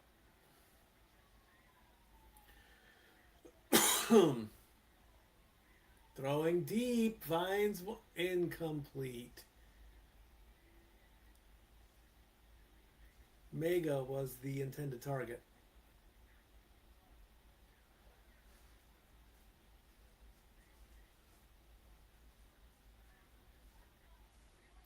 picture of an inflatable head in the Georgia Tech locker room.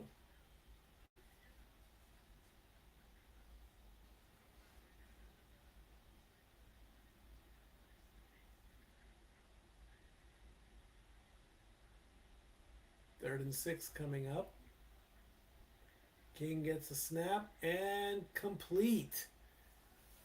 Finds Mechie for 8. Gonna bring up a first down.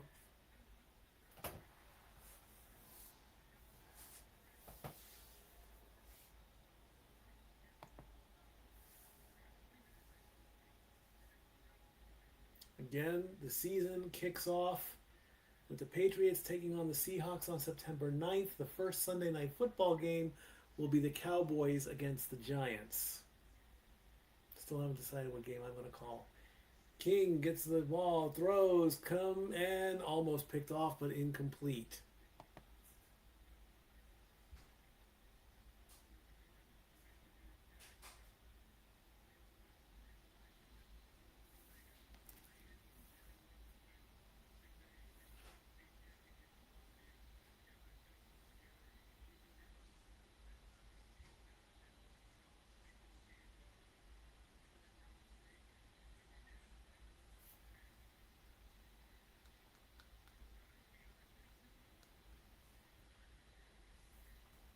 King way back in the pocket. He's get back to the line of scrimmage. He's going to do it himself. Slides just short of the first down marker. He's going to get 8 yards. And that's going to make it 3rd and 2. King decides to play Thanos on that one.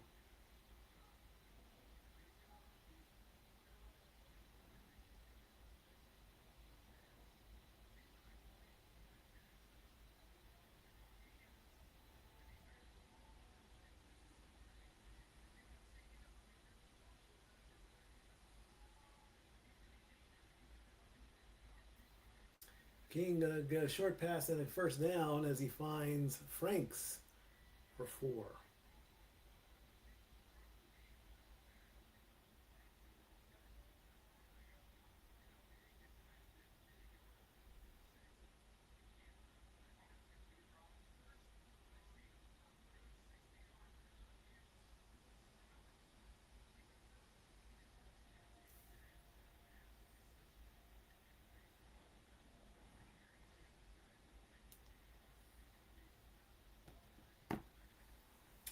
First and 10 from the 15-yard line.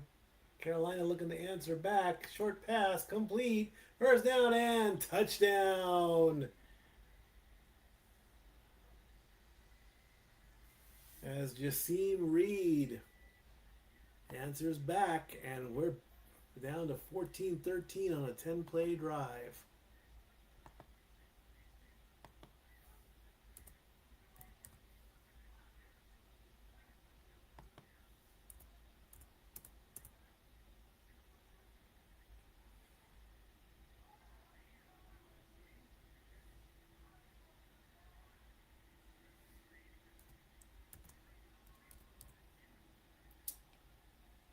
Going for the extra point. Kick is up. And it's good. We've got a tie game. 14-14 is the score. Be right back.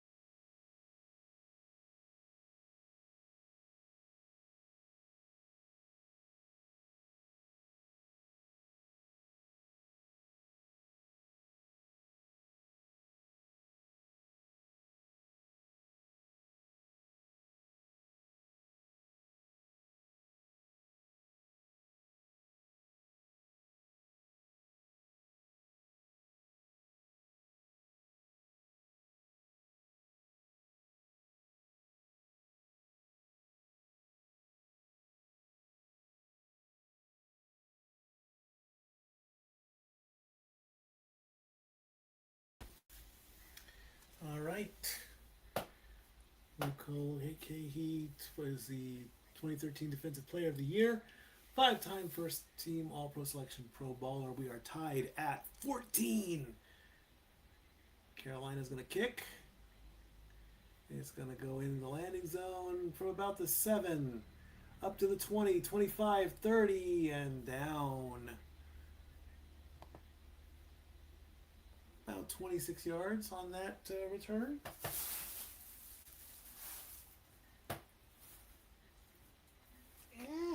I can't grab my lemon pie. Oh no, that's peach pie. I'm going to try peach pie tonight. As we go screen and screen on that one. And let's see what Beck does here. And somebody moved. Flag on the play. False start, 5-yard penalty. Well, that was dumb.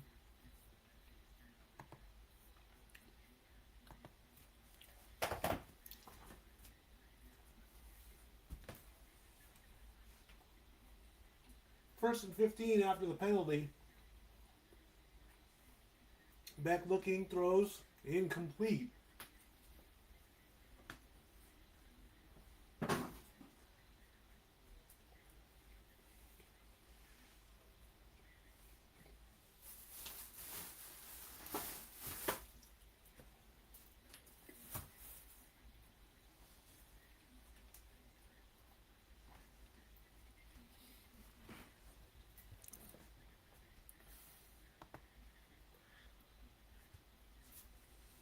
Second and 15. He's going to throw. Completion. Almost a first down on that one. Gets Virgil for 14.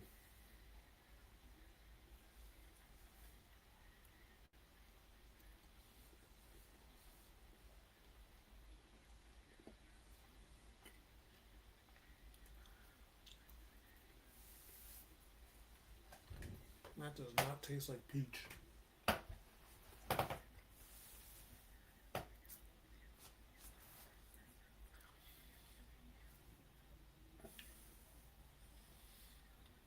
Third and 1. Beck throws. Only needs 1 and loses the ball. Incomplete. Flag on the play though. See what the call is going to be on that.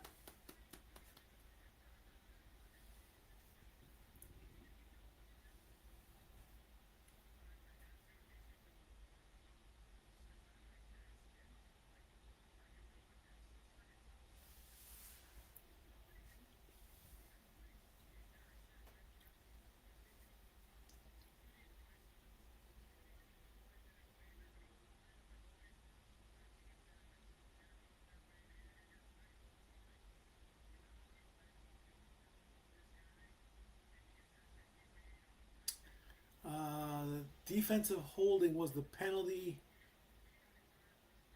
There are two penalties: defensive holding and illegal contact. Illegal contact was declined. Holding against the defense gives the Cardinals 5 yards and a first down. And Knight's going to run for 5 yards on that one to make it 2nd and 5.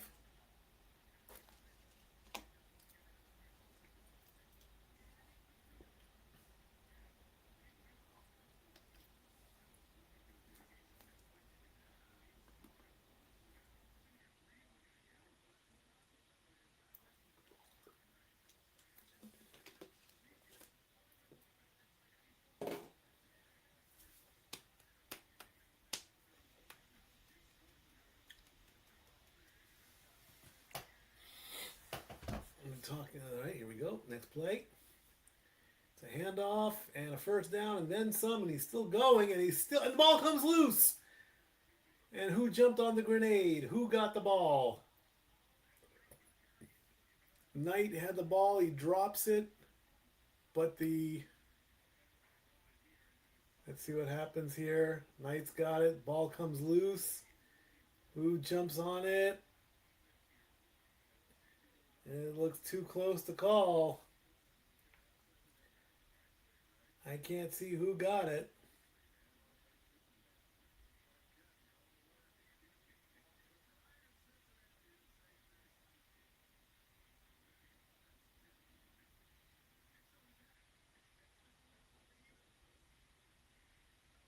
Cardinals got the ball back after the fumble.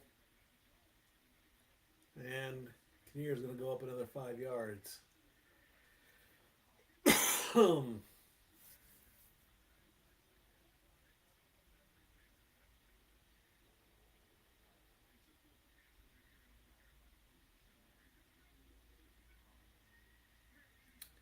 Second and 5 coming up from about the 29-yard line. Cardinals looking to maybe take the lead before halftime. Needs 5. Gets, and then some. Gets 8 as Kinnear gets the first down. They'll have time for one more play before the 2-minute warning.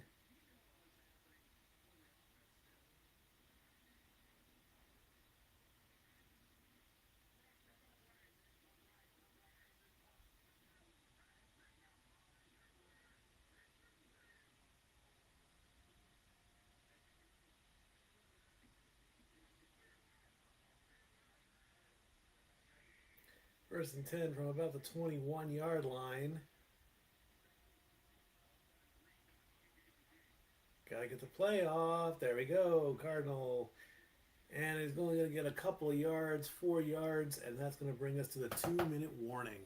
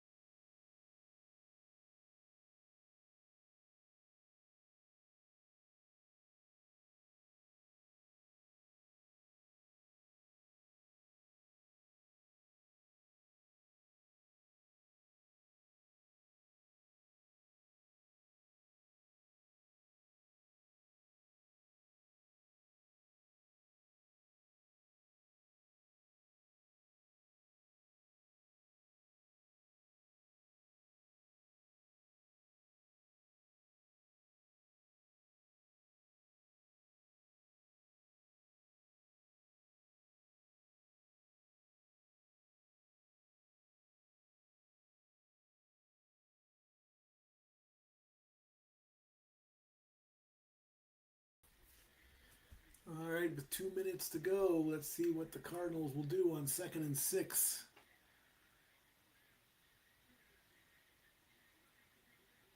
A lot of talking going on.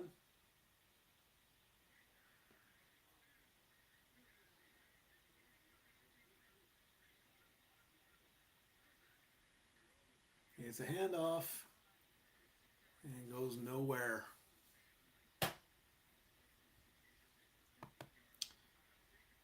He goes nowhere on that one. Only gets a couple yards, and the Cardinals are going to take their first time out.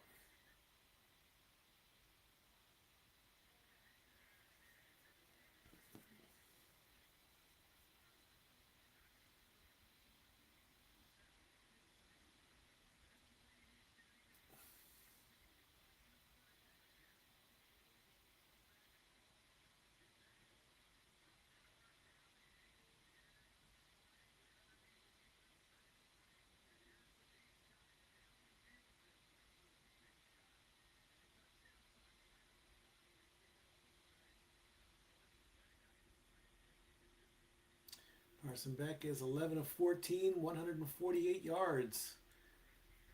Putting up good numbers right at the beginning. Beck. And he's going to get sacked on 3rd and 4. Well, you say something nice about the kid, and then he gets sacked. That's going to bring up 4th down. Loss of 2.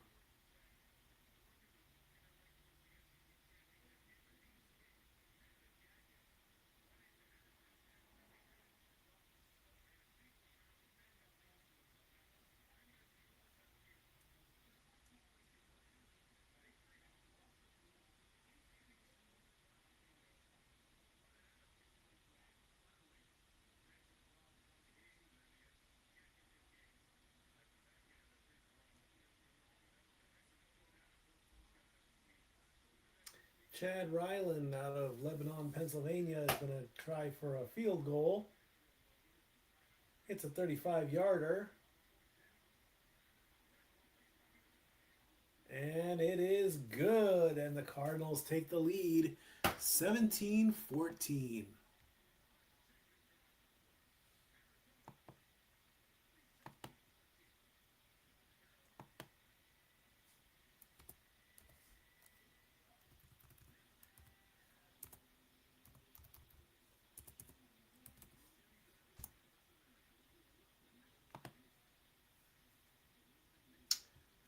Let's take a look at some stats here because now we don't want to take a commercial break or anything like that. Carson Beck is at 11 of 14, 148 yards. Kenny Pickett is 8 of 11 for 62 yards. Haynes King 5 of 8 for 44 yards. Lead rusher for the Panthers right now is A.J. Dillon with 3 carries, 18 yards. Lead rusher for the Cardinals is Bam Knights, 11 carries, 56 yards. John Mechie III has 2 catches for the Panthers at 27 yards. Jalen Brooks has 3. He's only 1 yard shy of the centennial mark at 99.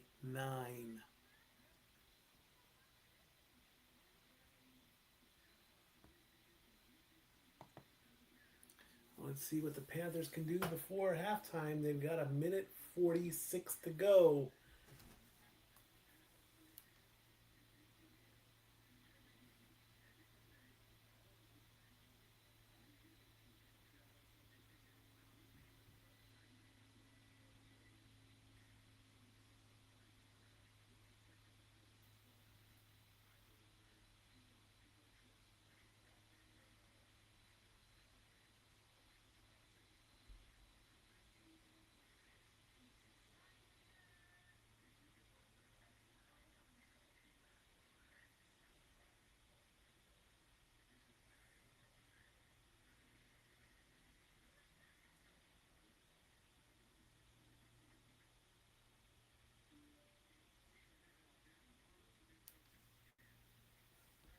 Mike LaFleur, John Harbaugh, 10 complete, 10 new coaches.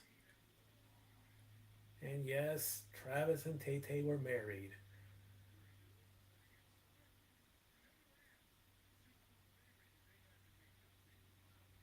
Let's see where this kickoff goes. With 1:46 to go. Talking about Mike Tomlin joining the NBC crew, apparently.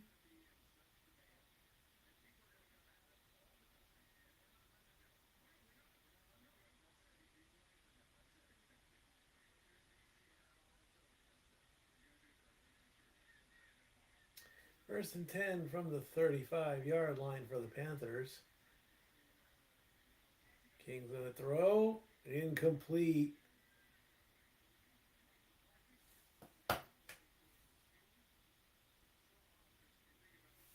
Mechie, the intended target. There's a couple Steelers fans right there in the crowd.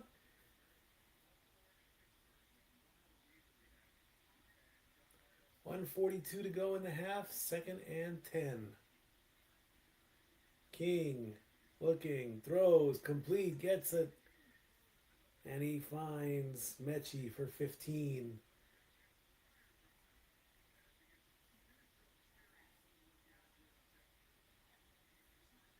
Clock is running. 1st and 10 right at 50-yard line.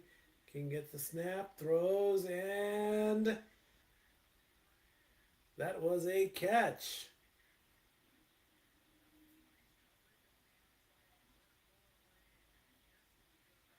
Still 1st and 10. They got 11 on that one. Short pass. They get 1. They're doing the 2-minute offense. The clock is running. It's now 2nd and 9. 1 minute to go.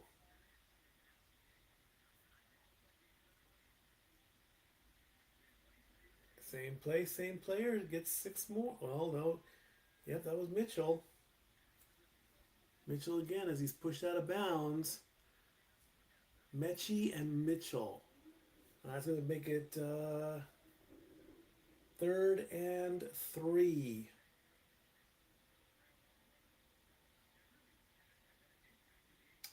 And King is 9 of 13 for 77 yards right now. 53 seconds to go in the half.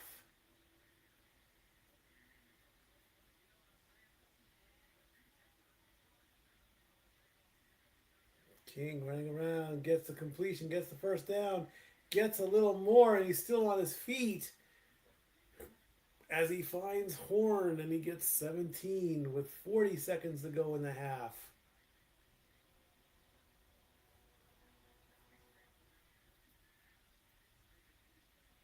.30 seconds left in the half.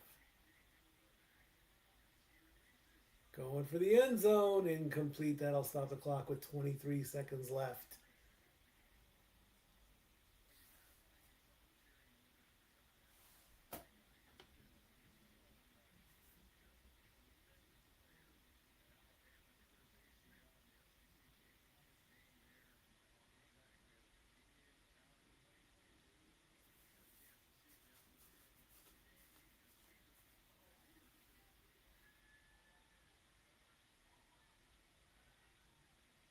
Second and 10 from the 15-yard line. King gets the ball, throws to the end zone, and incomplete. Mechie, the intended target, tried to go for the backwards one-handed catch. 18 seconds left to go in the half.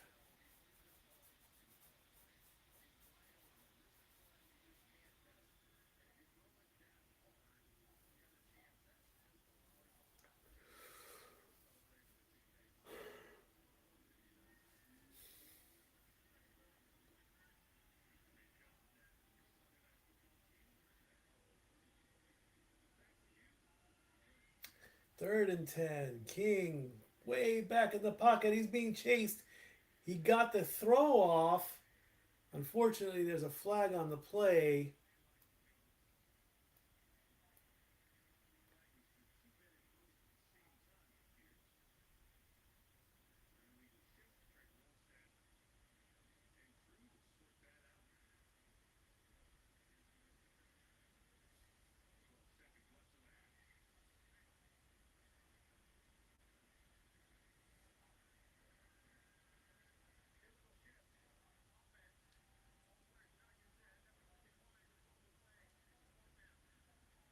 Illegal shift, but declined.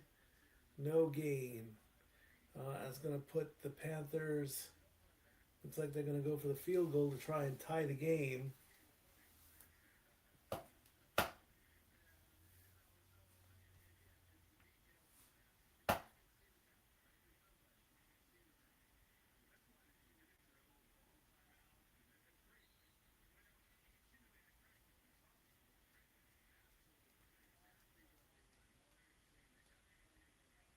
33-yard attempt. Kick is up.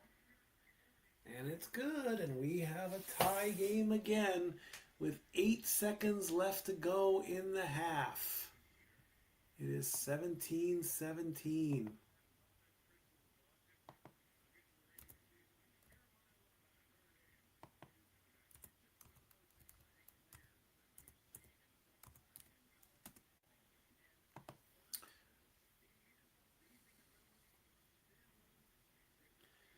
It looks like we're going to get one kickoff, and my guess is we'll see what the Cardinals will do. They'll run it out, go into the half at halftime tied up. Take a look at some halftime stats. Before the start of the third quarter, we'll go to blank screen at that point. Take a good long break. Take a look at some any other news reports or anything, and we'll go to the second half.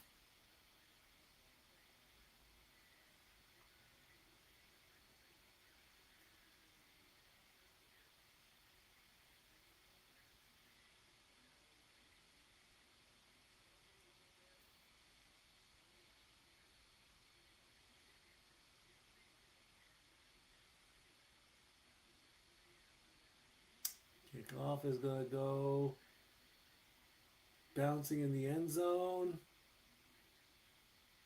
And that's going to be a touchback.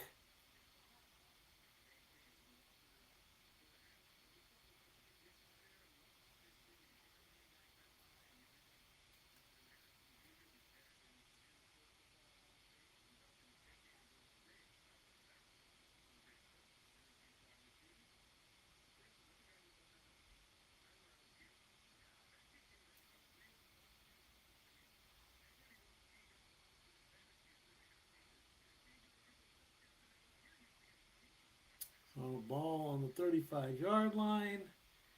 Cardinals line up. They're going to take a knee, and we're going to go to the half. It's going to be halftime.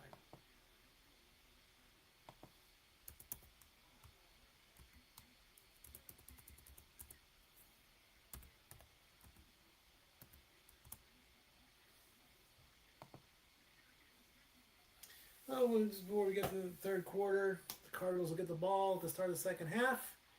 Go over some stats, go over some headlines, take a good long break. We'll be back for the second half, about 18 minutes or so, something like that.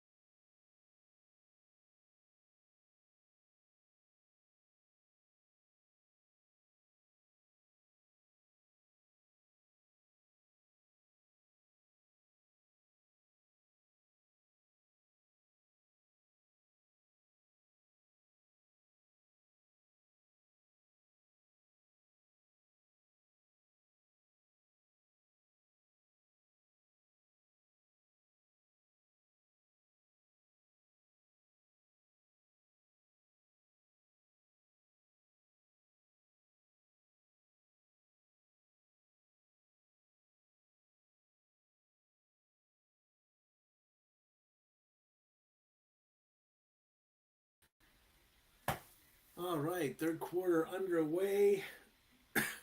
Tied up at 17.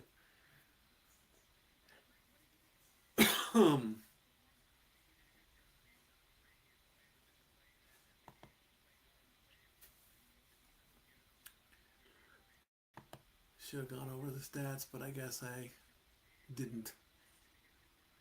So I'm sorry about that.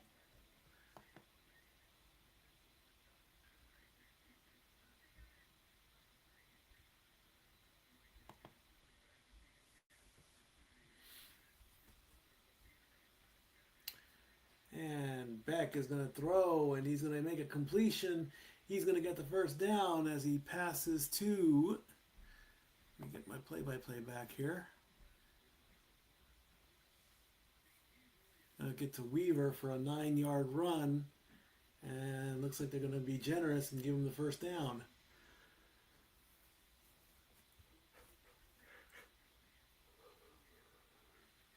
NFL head coaches in history, going all the way back to Ted and Al Nasser, Mike, the Harbaugh brothers. Second and inches. There they got the inches. Now they get the first down with a 4-yard run.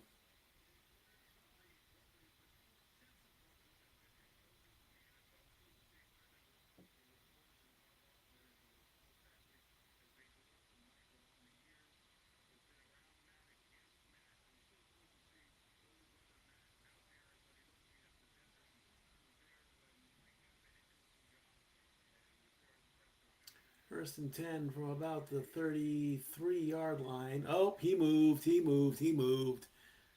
That's encroachment.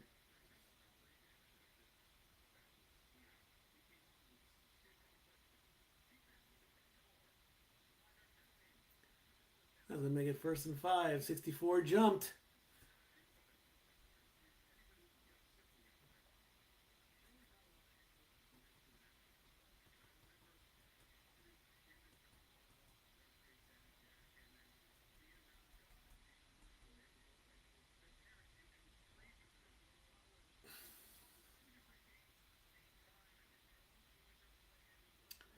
Oh, first and 5 after the penalty.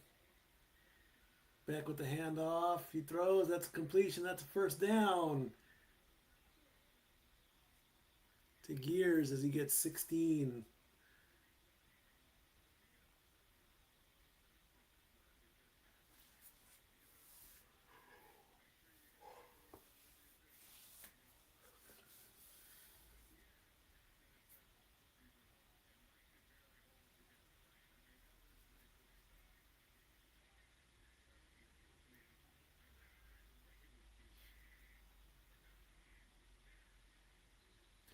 And somebody moved again.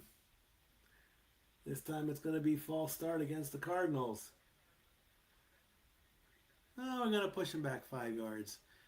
They get the 5 yards on the encroachment. They get the first down. They push them back 5 yards on the false start. Looks like Beck is going to stay in this game for. He's going to finish it too. I think. I say let him.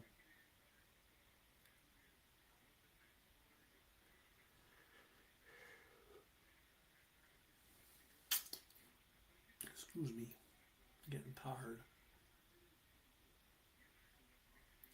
Back with the handoff. And we're going to get 4 yards back to Kinnear.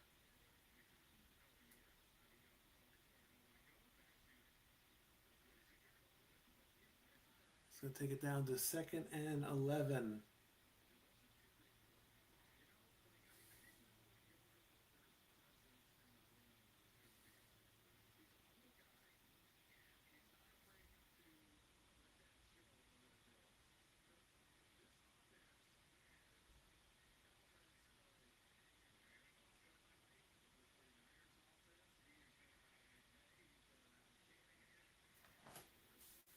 Fakes the handoff. Beck's going to get out of the pocket. Going to do a short pass.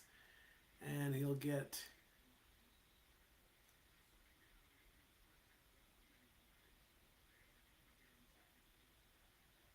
holding offense.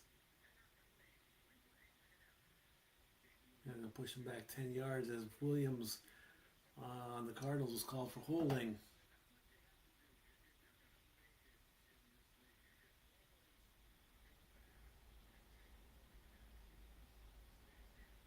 going to make it 2nd and 21.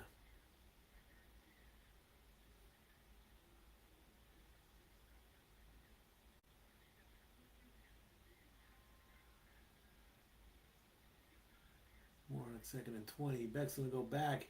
He's going to get those yards back. Maybe he gets the completion, but the receiver's going almost the wrong direction after the catch. And finally, Virgil goes down for a 9-yard pass. He'll get 9 yards back. Let's make it 3rd and 11. Reggie Virgil, out of Apopka, Florida, Big 12 champion with Texas Tech, only 22 years old.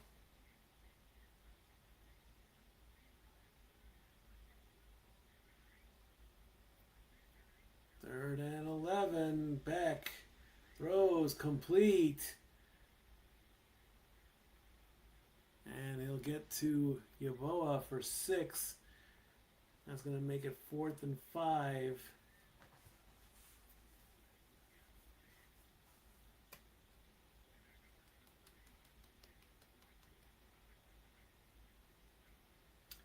And are they going to go for it? Don't see the field goal unit or the kicking unit come out. They're going to go for it on 4th and 5. Interesting during the preseason. Beck's going to get the ball, and he's going for the end zone and gets the completion. Or did he? No, that was incomplete. Oh. Do I get a let me see do I get a... Oh, the ball came out, knocked loose, and then hit the ground. Doggone it. I thought he had that one. 17-17, score still tied after a turnover on downs.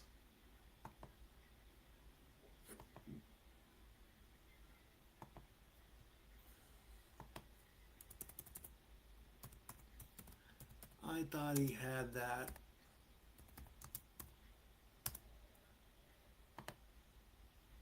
Be right back.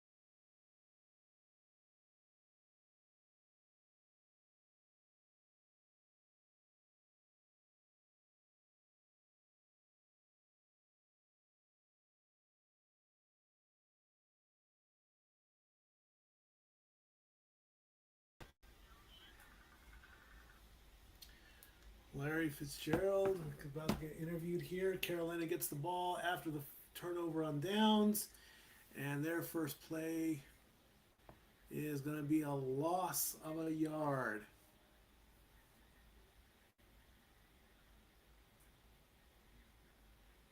tracking a bug.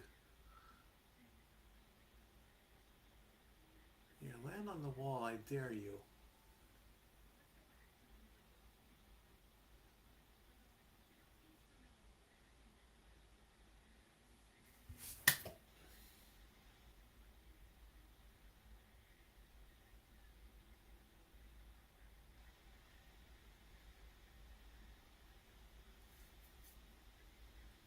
I hate having bugs in my room, doggone it. And let's see what happens here. Carolina has, on the run, lost the ball, and Arizona recovers.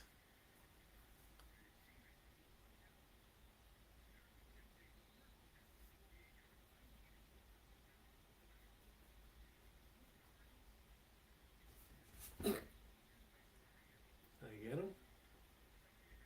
No.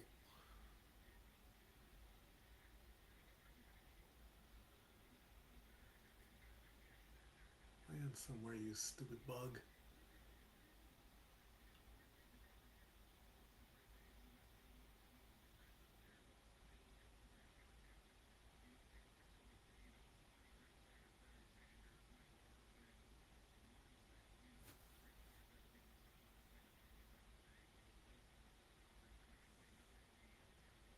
Oh, God, that's going to bother me.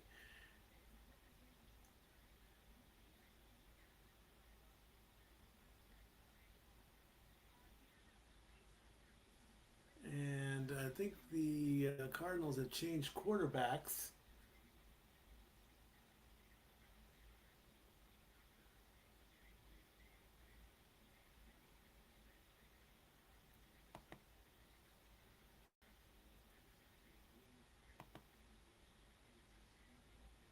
As Kadon Slavis has entered the game at quarterback.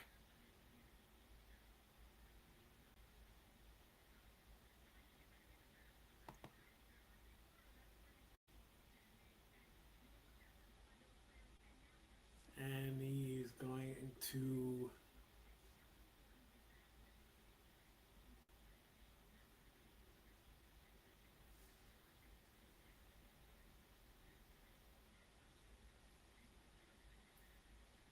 Cardinals going to do a run on that one. They're going to get 5 yards on that play. It's going to make it 2nd and 5.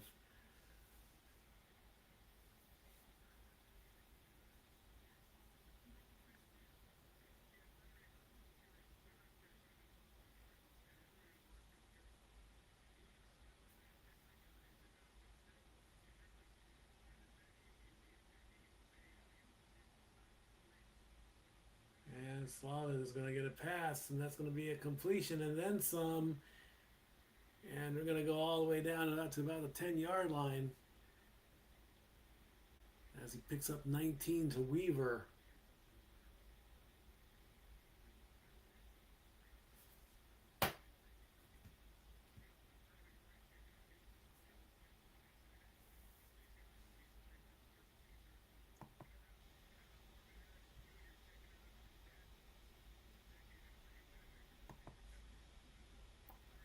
First and 10. And the Cardinals are going to get a few yards on that play. Hall gets 3 yards.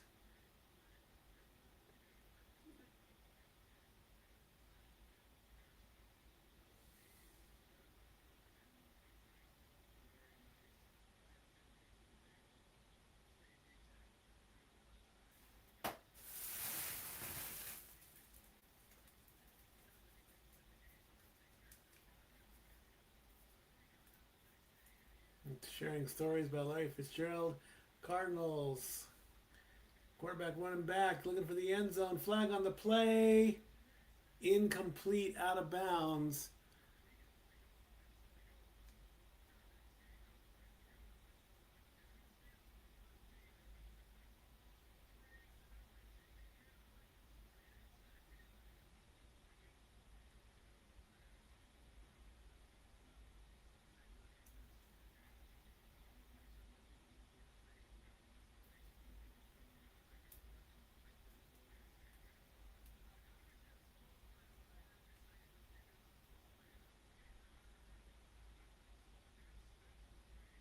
Laughing with Larry Fitzgerald. Getting away from the action here a little bit. There we go. 2nd and 17 after the penalty, which was offensive holding, and the Cardinals are going to get sacked on that one. Slovis gets sacked by Hampton. That's a loss of 10. As the clock runs down to 6 minutes.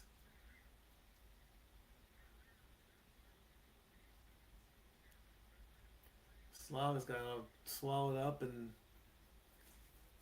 he's down on that one.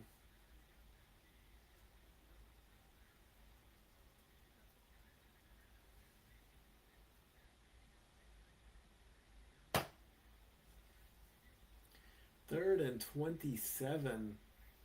It's a handoff, a slip, and 5 yards. It's going to make it 4th and about 23.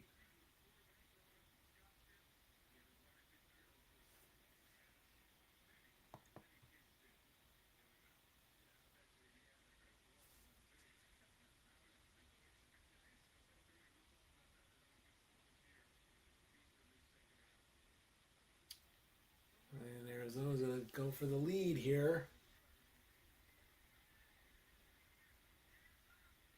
On a 43-yard kick. Field goal is up.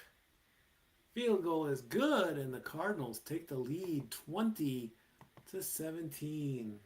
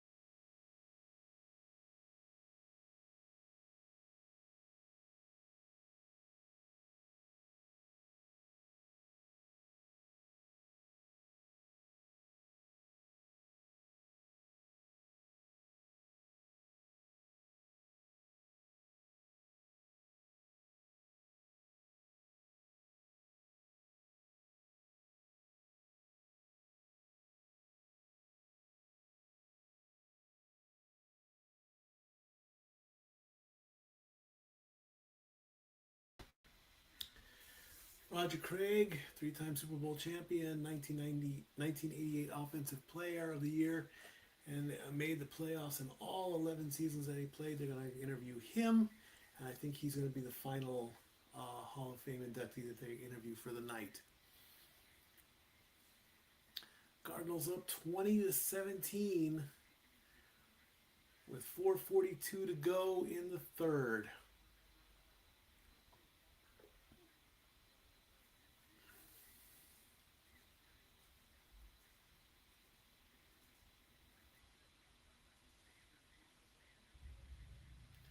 Kick is up. And it's going to be taken, and we're going to run 10, 15, 20, 25, and down. 25 yards.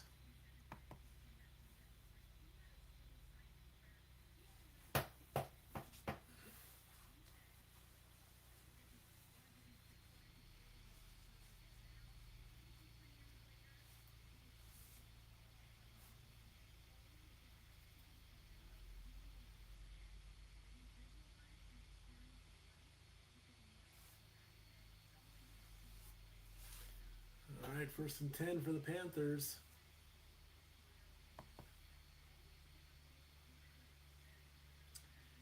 And they're going to get a few yards as Tyus goes up the middle for about 3.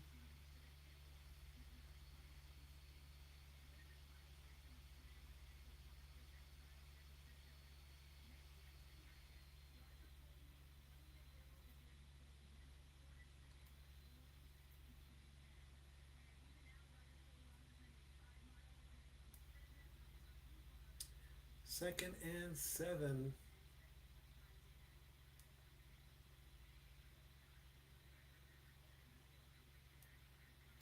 Tyus goes up the middle again, only gets a couple yards on that run.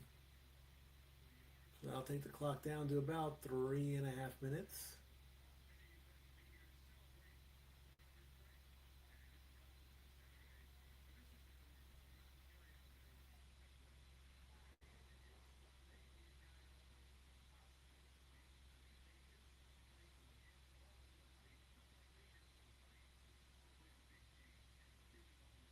Third and 5 coming up.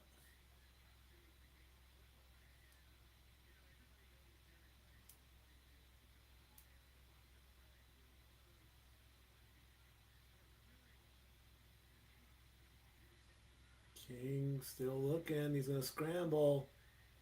He's going to go past the first down marker, but there's a flag on the play. He scrambled for 6.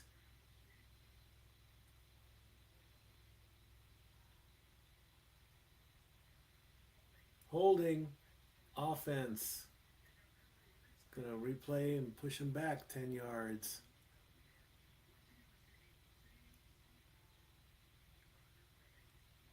(1,000 rushing yards and receiving yards in the same season. Roger Craig in 85, Marshall Faulk in 99, and Christian McCaffrey in 2019. And the clock hits 3 minutes to go in the third, and the Carolina Panthers are facing a 3rd and 15. And we got a first down. We got a completion on that one.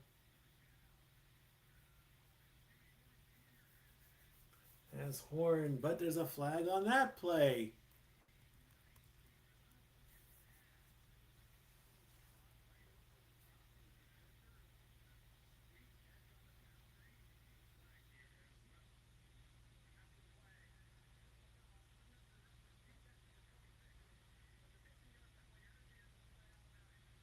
Unnecessary roughness on the defense on Culp. That's after the play. Let's see here. There's the catch. I saw one hit and then I saw the second hit. So the second hit was probably where the penalty came into play. They're going to tack on 15 yards to that. And that's going to put the Panthers on their own, or on the Arizona 47. King's going to hand it off, and we're going to go for a run to the left side as Tyus gets 6.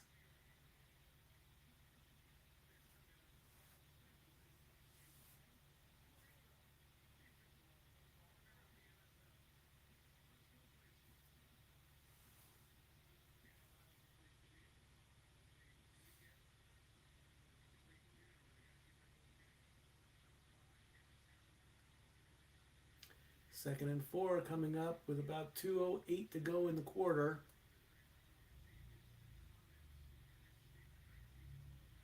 Fakes the handoff. King rolling back left. Short pass. Got it. Completion. First down as he finds Washington for 7. Pushed out of bounds to stop the clock with 1:58 to go. Carolina wanted to...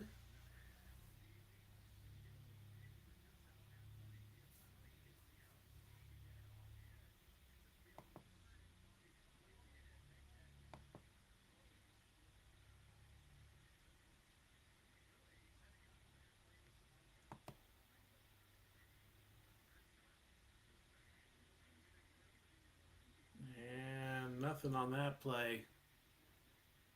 Be lucky if they get a yard. They will count them for a yard, but that's it.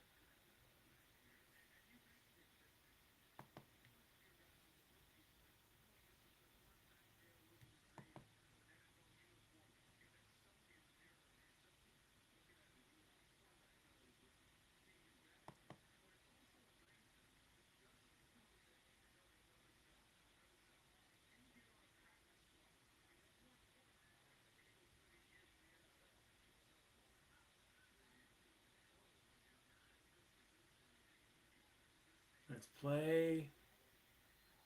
Looks like no gain there.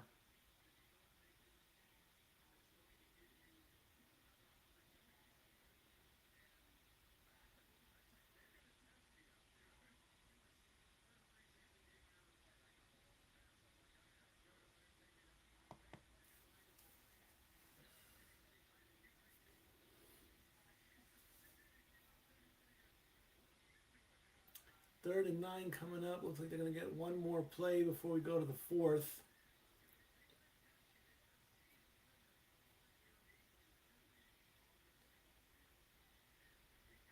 Completion and down.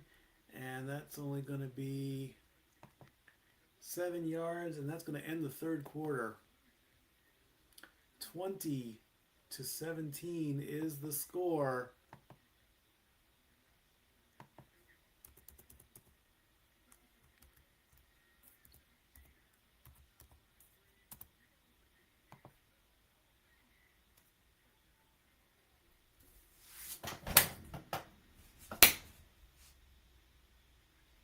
Got him.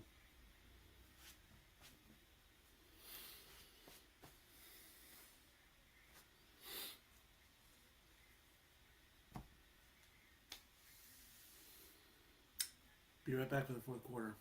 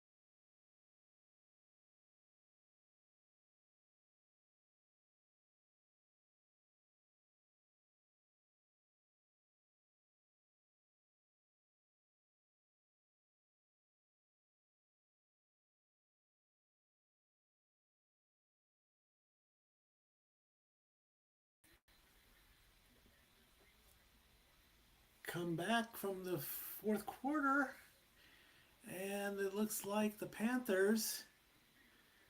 Let's see what we did. Oh my gosh, I missed a lot there, didn't I? Let's see here.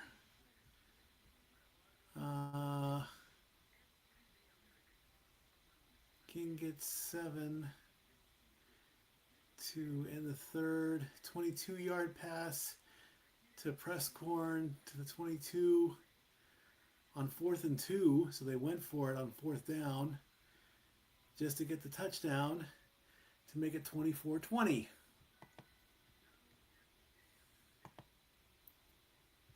So we'll update that really quickly.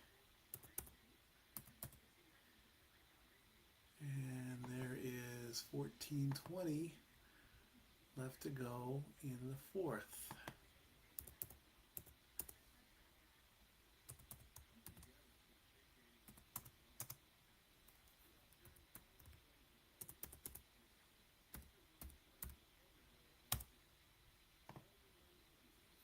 There we go.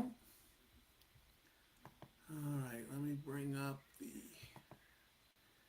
let's bring up some baseball scores. That way we don't.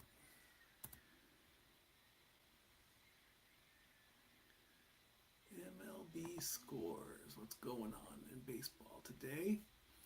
The Angels beat the Orioles 4-1. The Reds beat the Athletics 6-5. The Mets beat the Guardians 13-6. The Brewers beat the Pirates 5-2. The Cubs had to go into extra innings to beat the Blue Jays 3-2. Tigers skunked the Mariners 11-0. And the Phillies beat the Nationals 7-3. There are a few games going on right now.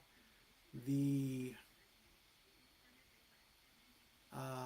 White Sox and Red Sox are playing in the bottom of the ninth. Is 7-6 on that one with one out. The Twins and Royals are in the top of the ninth. Twins are winning 4-3. Marlins are playing the Braves. Braves are winning 6-0 in the top of the seventh.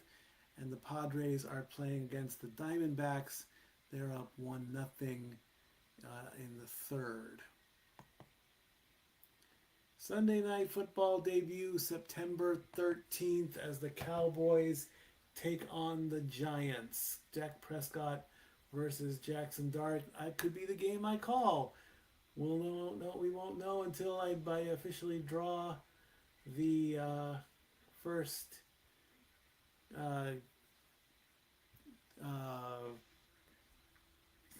helmet of the season.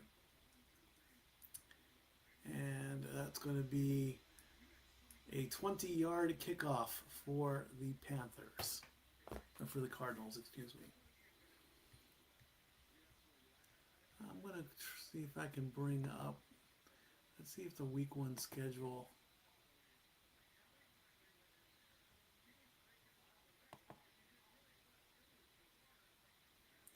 First and 10, Cardinals. And they're going to get a few yards on that. NBC, Netflix, Fox, CBS, Fox, CBS, Fox, CBS, NBC, ESPN. Well, it all depends on the coverage, really. And it all depends on... So if I pick New England, Seattle, San Francisco, or Los Angeles, then those games will be okay. That's a completion for the Cardinals. They're going to get some yardage on that one. 27 yards as Slovis finds Wallace. And the clock runs down.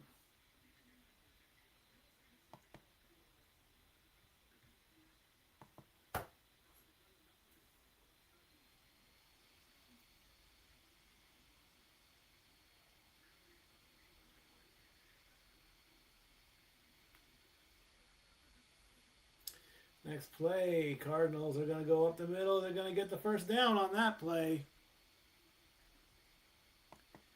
They're going to get 9 on that one.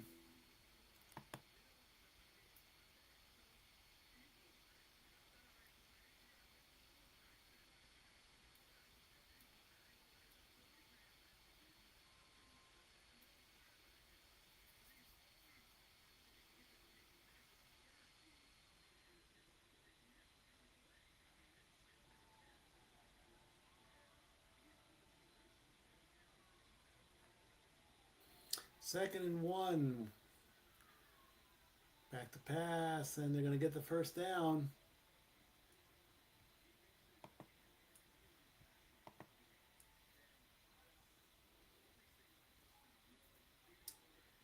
And now, WBIR, which is the NBC affiliate here in Sevier County, is now giving out the election results on the bottom of the screen. Wow.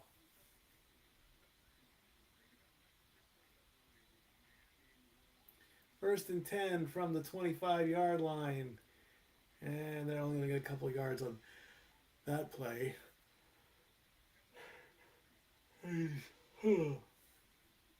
As the clock runs down.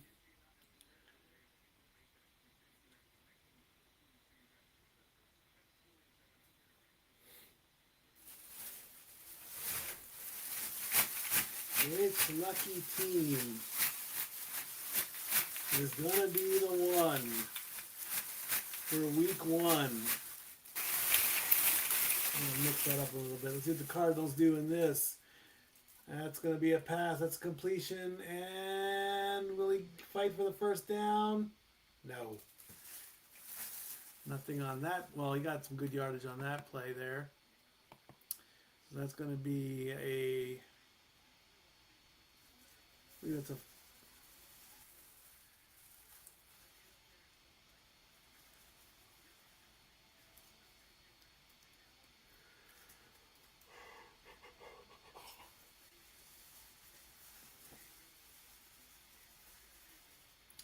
Third and 2 coming up.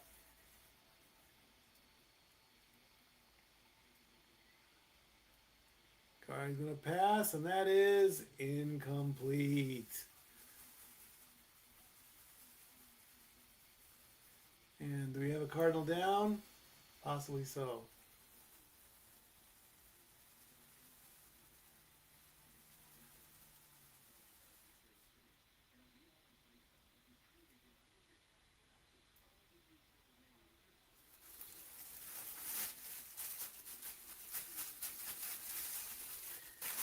Mix these up a little bit more.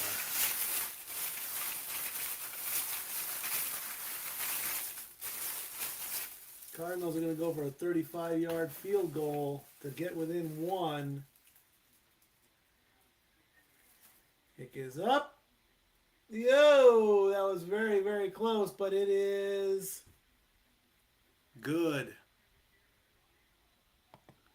Looked like it just went over the right edge.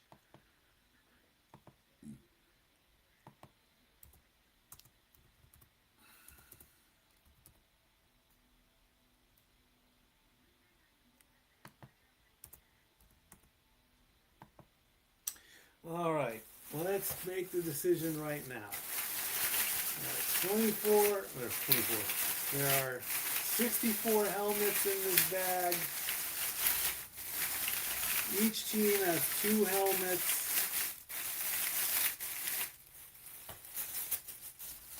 I'm not going to look. I'm just going to pick one out at random. I'm looking dead straight into the camera, the computer. And with my left hand, I'm just going to pick a random helmet. And the game for the week 1, and this is all pending on the schedule. The team that I will call for week 1 is the Baltimore Ravens. I chose the helmet for the Baltimore Ravens. So according to the week 1 schedule, Baltimore is scheduled to play Indianapolis. It's the 1 o'clock game on CBS. So as long as I have the coverage on that day, that is the game I will be calling. I'll be calling the Ravens versus the Colts at 1 o'clock Eastern for week 1.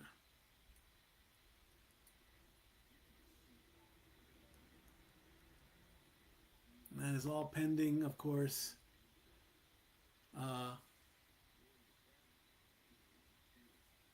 pending the coverage on CBS as well. And if I decide to get NFL Network or NFL Network Plus or whatever streaming service I need to get that game, if not, I'll call what game it's on CBS. Let's see if I can. It's too far ahead. So right now, pending the coverage, Week 1, Sunday afternoon, 1 p.m. Eastern, Ravens versus Colts.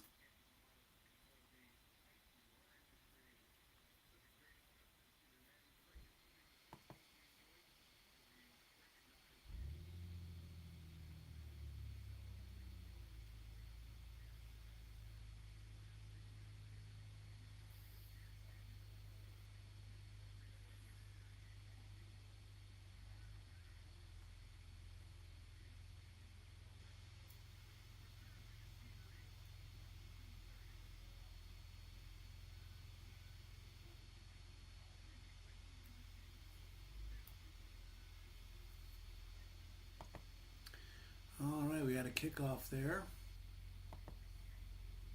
That's a 26-yard return as the Panthers have the ball with 10 minutes and 13 seconds to go. So basically,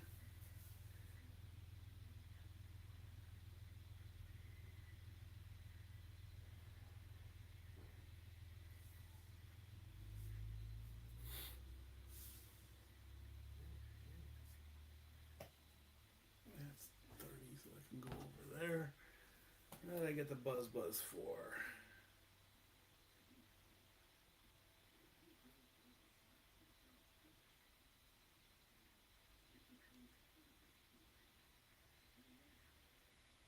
I don't know.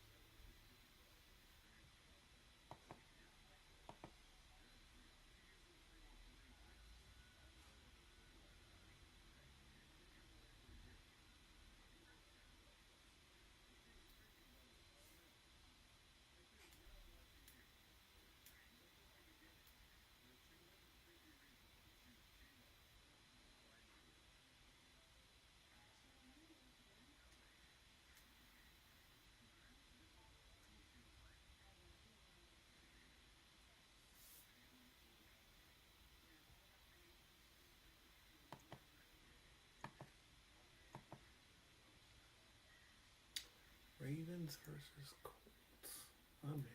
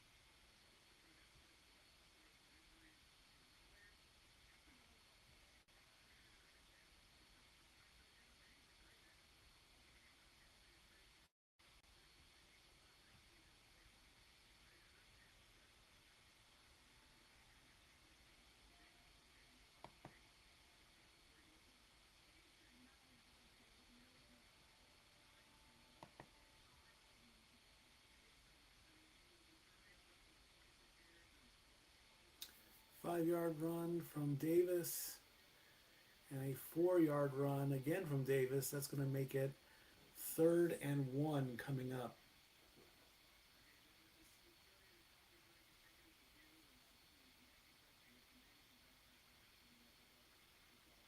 And that he's off to the races on that one. That's going to be the biggest run of the game as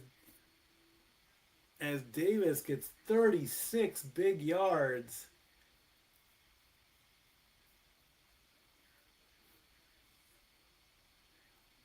That's a first down and then some.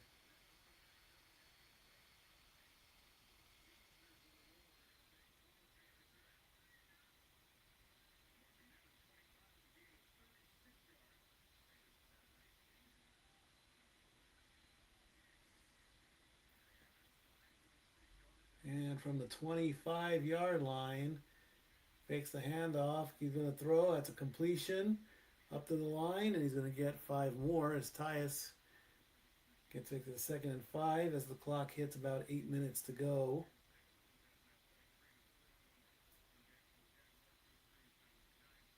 Touchdown, extra point might be the nail in the coffin, and we'll see what the Cardinals are going to do on this one. Of course, it's just a preseason game. It's just a kickoff, you know.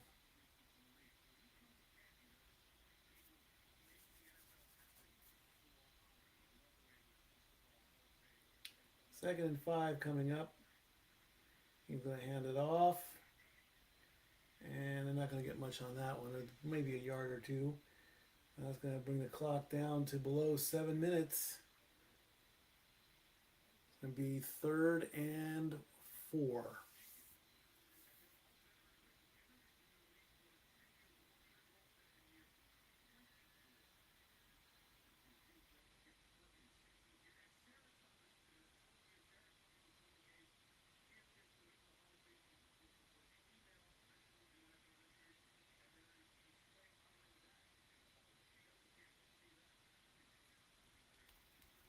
Third and 4. King's going to fake the handoff. He's going to throw, and that's incomplete as it bounces off.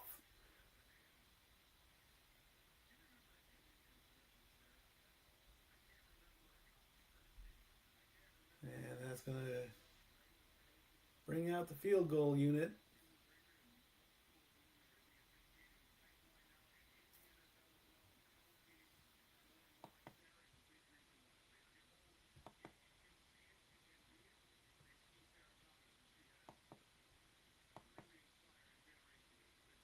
Fitzgerald coming up to do a 37-yard kick. Kick is up, and it is good. And the Panthers go from a 1-point lead to a 4-point lead, 27-23, with 6:53 to go in the game.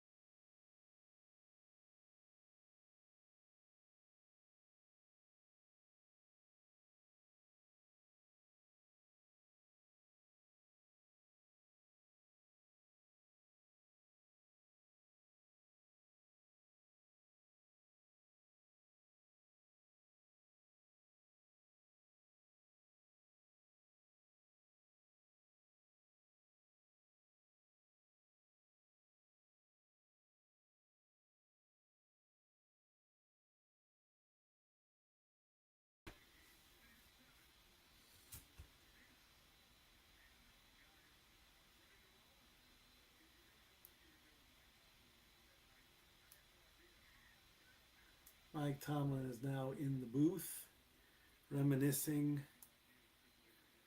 about, he's wearing a Titans jersey there.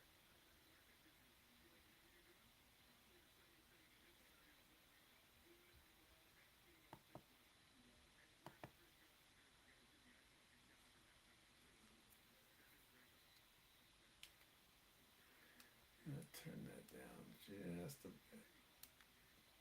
There we go. Kicker's up. Or kickoff is up. It's in the landing zone. Cardinals going to go 20, 25, 30, 35, and then summon in a little bit more. He's going to get 29 yards.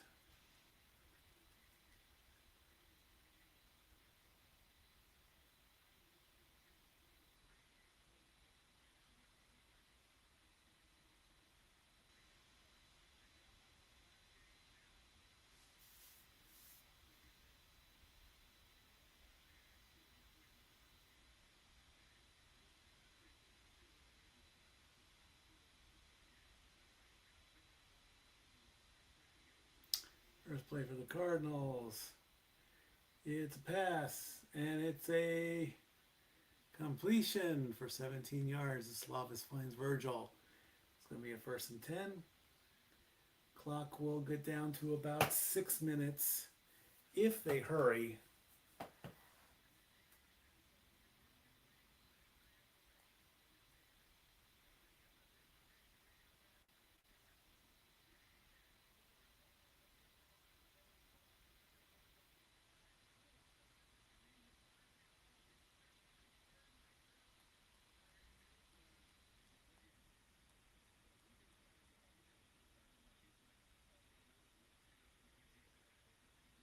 How's my nose?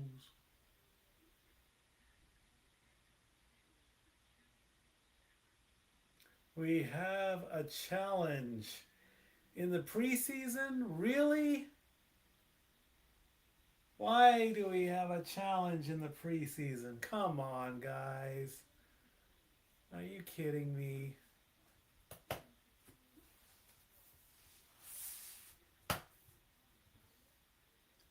What is the point of having a challenge? I'd like to know. No, why are you going to challenge during the pre? That's just silly. I don't see that happening.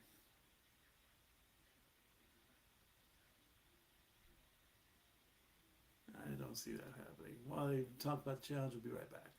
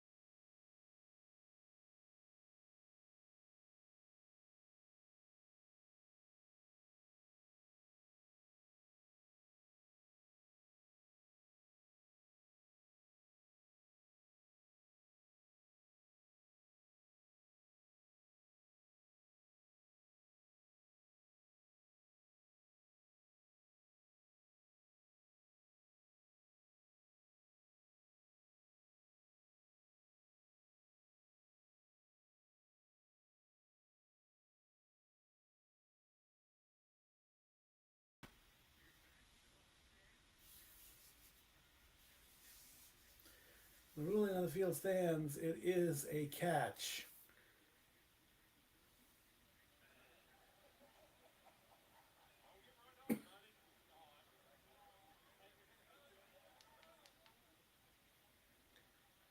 Cardinals with the ball. They're going to hand it off. They're going to get a run, and they're going to get a 1st down. As they get 13 on that run.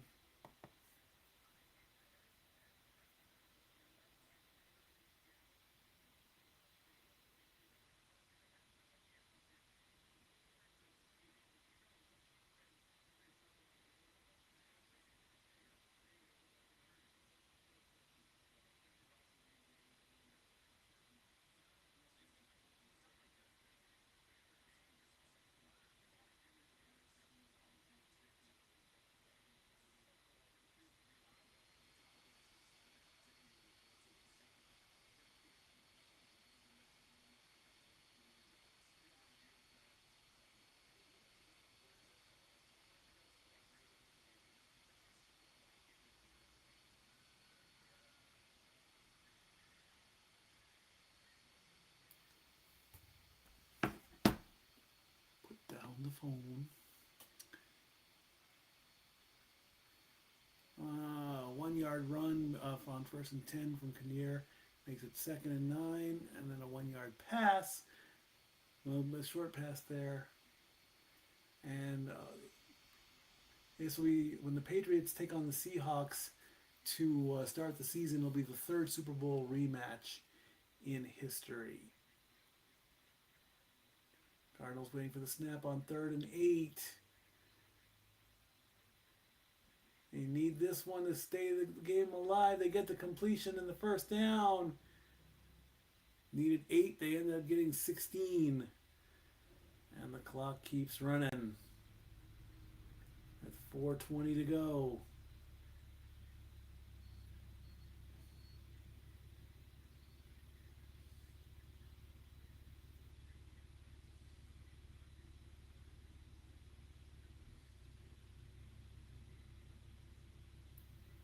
First and 10 from about the 19-yard line. Runs into a wall. He'll be lucky if he gets a couple yards there. That should bring the clock to down about 3:15 or so as they continue talking to Mike Tomlin.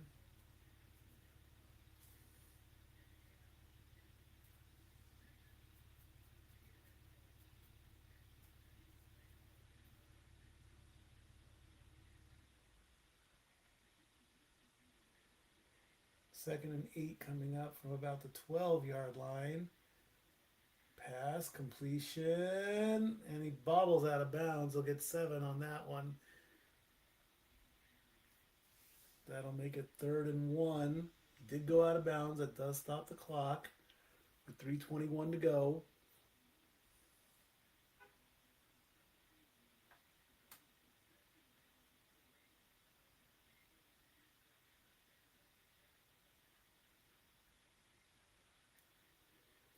Third and 1 for the Cardinals. And they'll get the 1. They will get the 1st down on that one.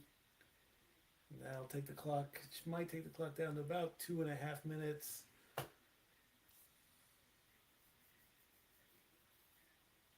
And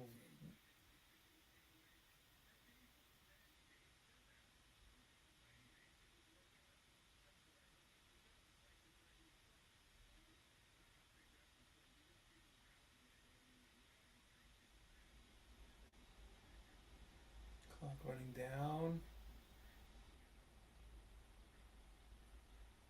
Which team's going to call timeout? And the Cardinals will call timeout at 2:38 to go.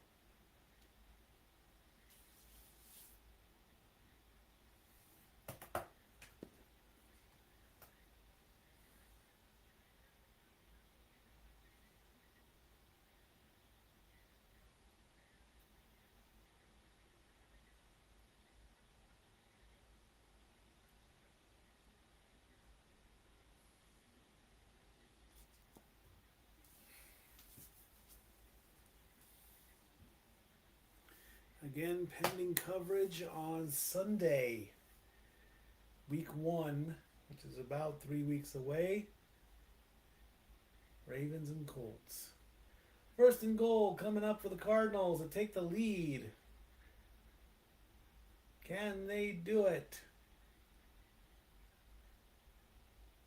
No, they cannot.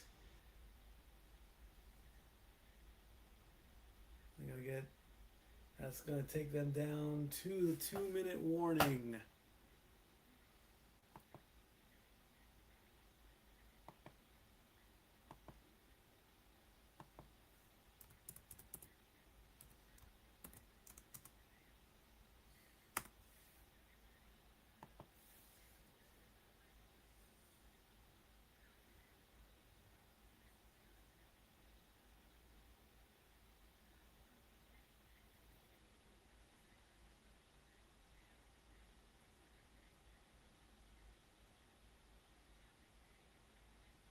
And that's going to be their final commercial timeout. I'll stick around. Been on the air for 3.5 hours. That's how it's going to be every week. one game a week. Haven't decided what we're going to do for the playoffs or anything like that. And of course, got the World Series. That'll be a thing. Get back to work tomorrow. It will probably be storming in Sevier County. That's okay.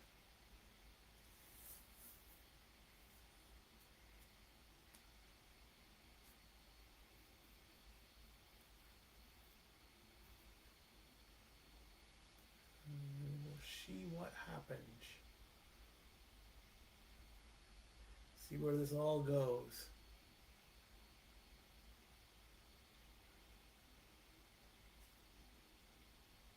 Well, thank everybody who watched along in this coverage. I invite you all to come back again next time. Again, the week 1 matchup will be the Ravens and the Colts. That's the game I'm going to be calling, permitting whatever they show on CBS. Hopefully it will be. And maybe when, as I get closer to that game, oh my gosh. If I find out that that game will not be covered, I'll probably just call whatever game is on CBS in my area. Or if I make enough money in 3 weeks, I'll get a subscription to NFL Premium or whatever it is, NFL Plus or whatever. And so I can cover the game that I actually picked.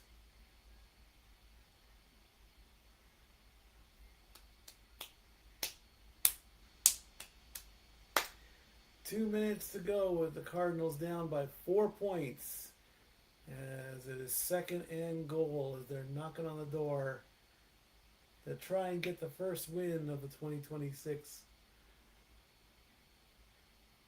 season. It's a fake handoff, and it is that a catch? Do we have a touchdown? We have an incomplete. Let's look at the replay. Green is down, and it looks like he's sliding. That looks like it's going to be incomplete.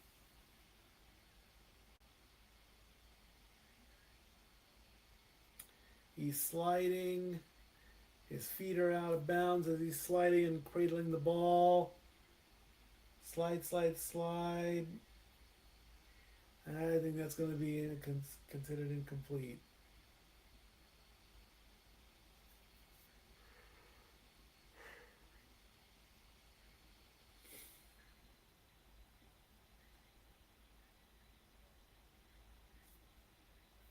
They are really replaying this one.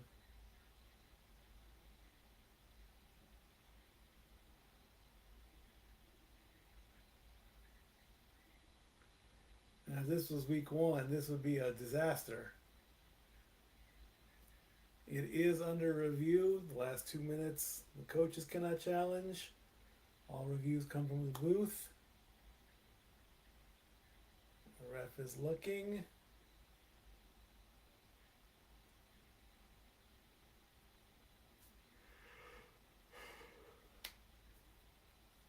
It's like right there he has possession of it, but does he maintain it as his feet are sliding out of bounds? Mike say is no. I say he's out of bounds. I say it's an incomplete pass.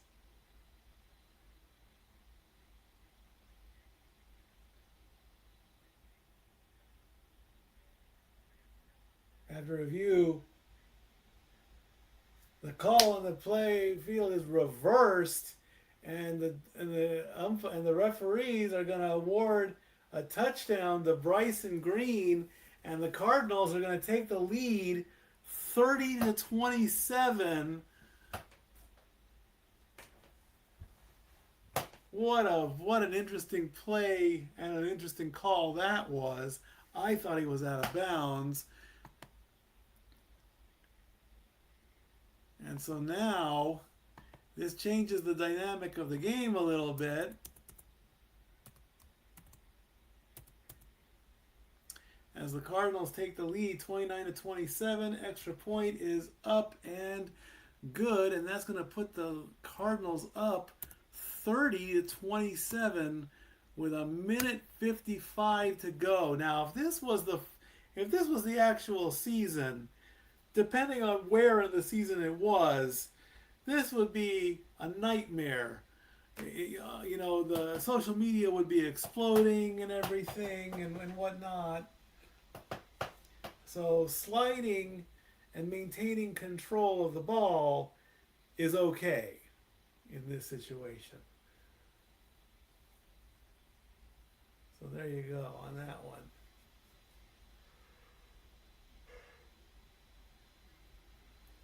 Haynes King is 17 of 24 for 154 yards with 2 touchdowns, no interceptions. So the Panthers have a minute 55 and two timeouts to force this game into overtime, if there is going to be overtime. It is the preseason. I don't know if the game is going to end in a tie.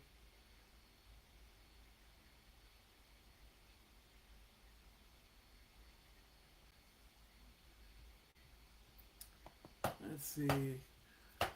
Can an NFL preseason game end in a tie?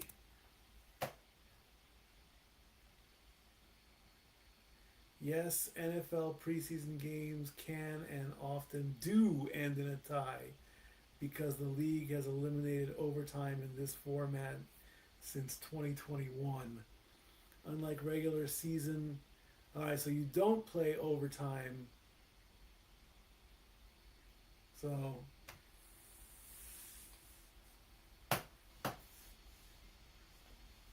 will Carolina go for the tie, or will Arizona go for the? Will Carolina go for the tie, or will they go for the win? Kickoff went to the 35-yard line with a touchback. King's going to throw, and that one's going to go out of bounds. That's going to put a minute 50, and it's going to put a minute 50 left on the clock. 2nd and 10. Well, there is no overtime in a preseason game. So this is it, essentially.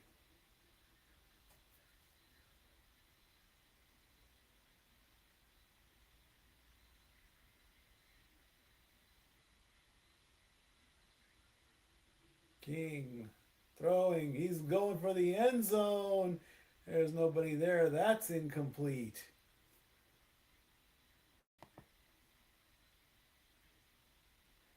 I was going to go to Washington, but Washington was nowhere near the ball. I was going to bring up 3rd and 10.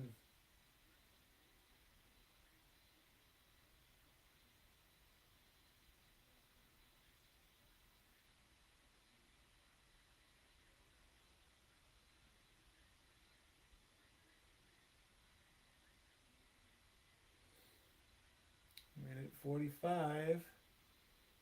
3rd and 10. King with the ball, looking, throws, completes, gets the 10 yards and the first down. And they're going to try and speed things up a little bit here. 90 seconds to go. 45-yard line. King backing up, rolling around, short pass. And he finds Davis for 8. Clock still running, not using the timeouts. It's going to make it 2nd and 2. And about the 42-yard line. Hands off, gets the 2 yards and then some. Going to get 9 on that one.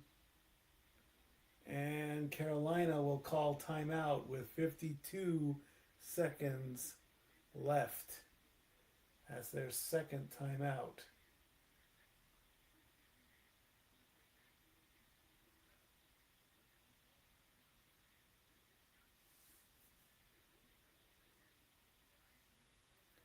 That's going to put the ball on the 47-yard line.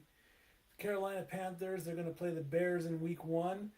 The Falcons and Browns on the road in 2 and 3. Then they play the Lions on Sunday night before going on their bye week. Then they play in Philadelphia in week 6. So Bears, Lions, and Eagles in the first 6 weeks. That's going to be a tough set there for the Panthers. King is 19 to 28 with 127 yards. And that's going to drop the ball down there. And the clock is still running, and it looks like Carolina is going to use their final timeout with 44 seconds left as they are facing a 2nd and 6. The Cardinals will end up playing the Chargers in week 1, Seahawks in week 2, 49ers and Giants in 3 and 4, Lions in 5, and then the Rams in 6. So that's a pretty good schedule, I think, for them.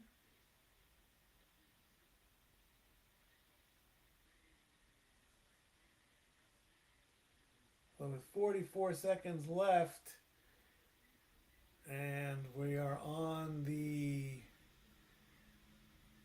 43-yard line. King, he's going to throw, he's going for it, and incomplete.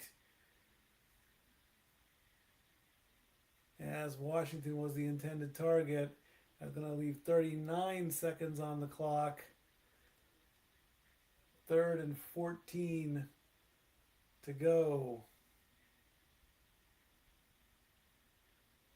They only need 14 yards.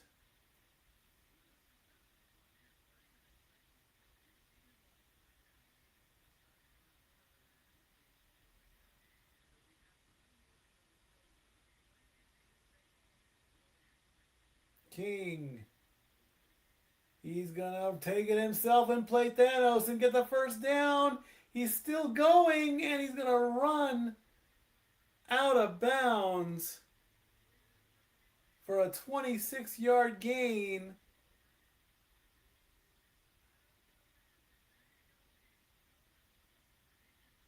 King can do it all. King can play Thanos too.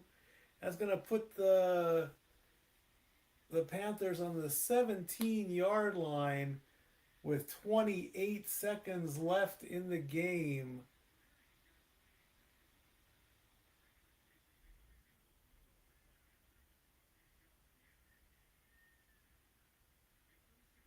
King's going to go for the end zone. Nothing there. That's incomplete.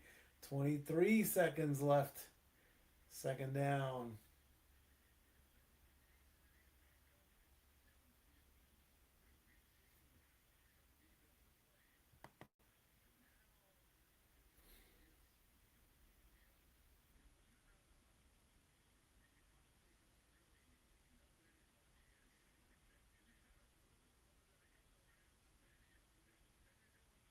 Ball on the 17-yard line. 23 seconds left to go.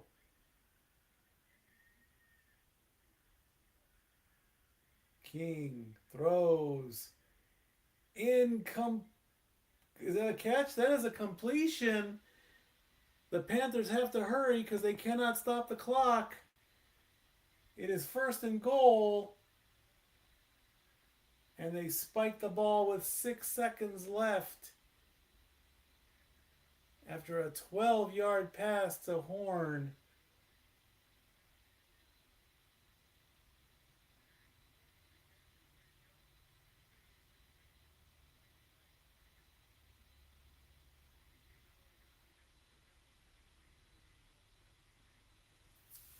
Six seconds left on the clock in a Hall of Fame game. What will Carolina do here? King going for the end zone and over the stretch, and now there's 2 seconds left. And it looks like they're going to go for the field goal and take the tie.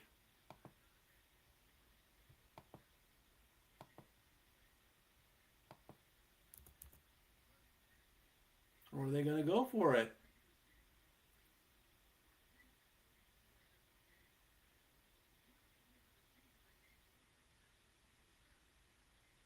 They're going to go for it. So this is going to be it. Can the Carolina Panthers win the game on the final play? 2 seconds to go. King. He's going to do it himself. And did he get in? He certainly did. Haynes King, the rookie quarterback, 13 plays Thanos and finishes the game, and with a bit of a walk-off gives the Arizona Cardinals a loss as the Carolina Panthers win on a run by himself by the rookie quarterback. Final score, Panthers 33, Cardinals 30. He did it himself. Faked a couple passes just before he got, and he stretched over just before his knee went down, and it looked,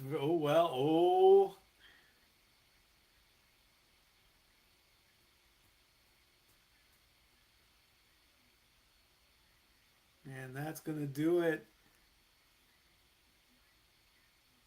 as NBC officially ends their coverage with a final score 33-30. Well, how about that, folks? Well done to the Carolina Panthers on the last play of the game. If that's going to be any indication what the season's going to be like, well then, there you go. So that's going to do it for this episode of Stat Boy Sports Bar preseason edition. Thank you all for watching. Again, we'll be back in the sports bar in about 3 weeks for week 1. I picked the Ravens as my first game. So right now, tentative, according to the schedule, it will be the Ravens versus the Colts. That'll be the week 1 game that I will be calling. Until then, keep an eye out on Simply Reliable Studios for shenanigans, for all the wrestling that we follow along. Keep an eye out on social media. I believe Mr. Reliable is down to the last few subscribers that he needs. If so, he'll do the Hot Ones Challenge.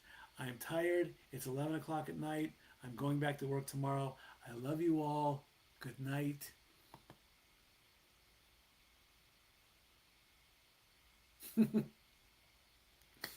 And Brother Zach with one last comment before we call it a night.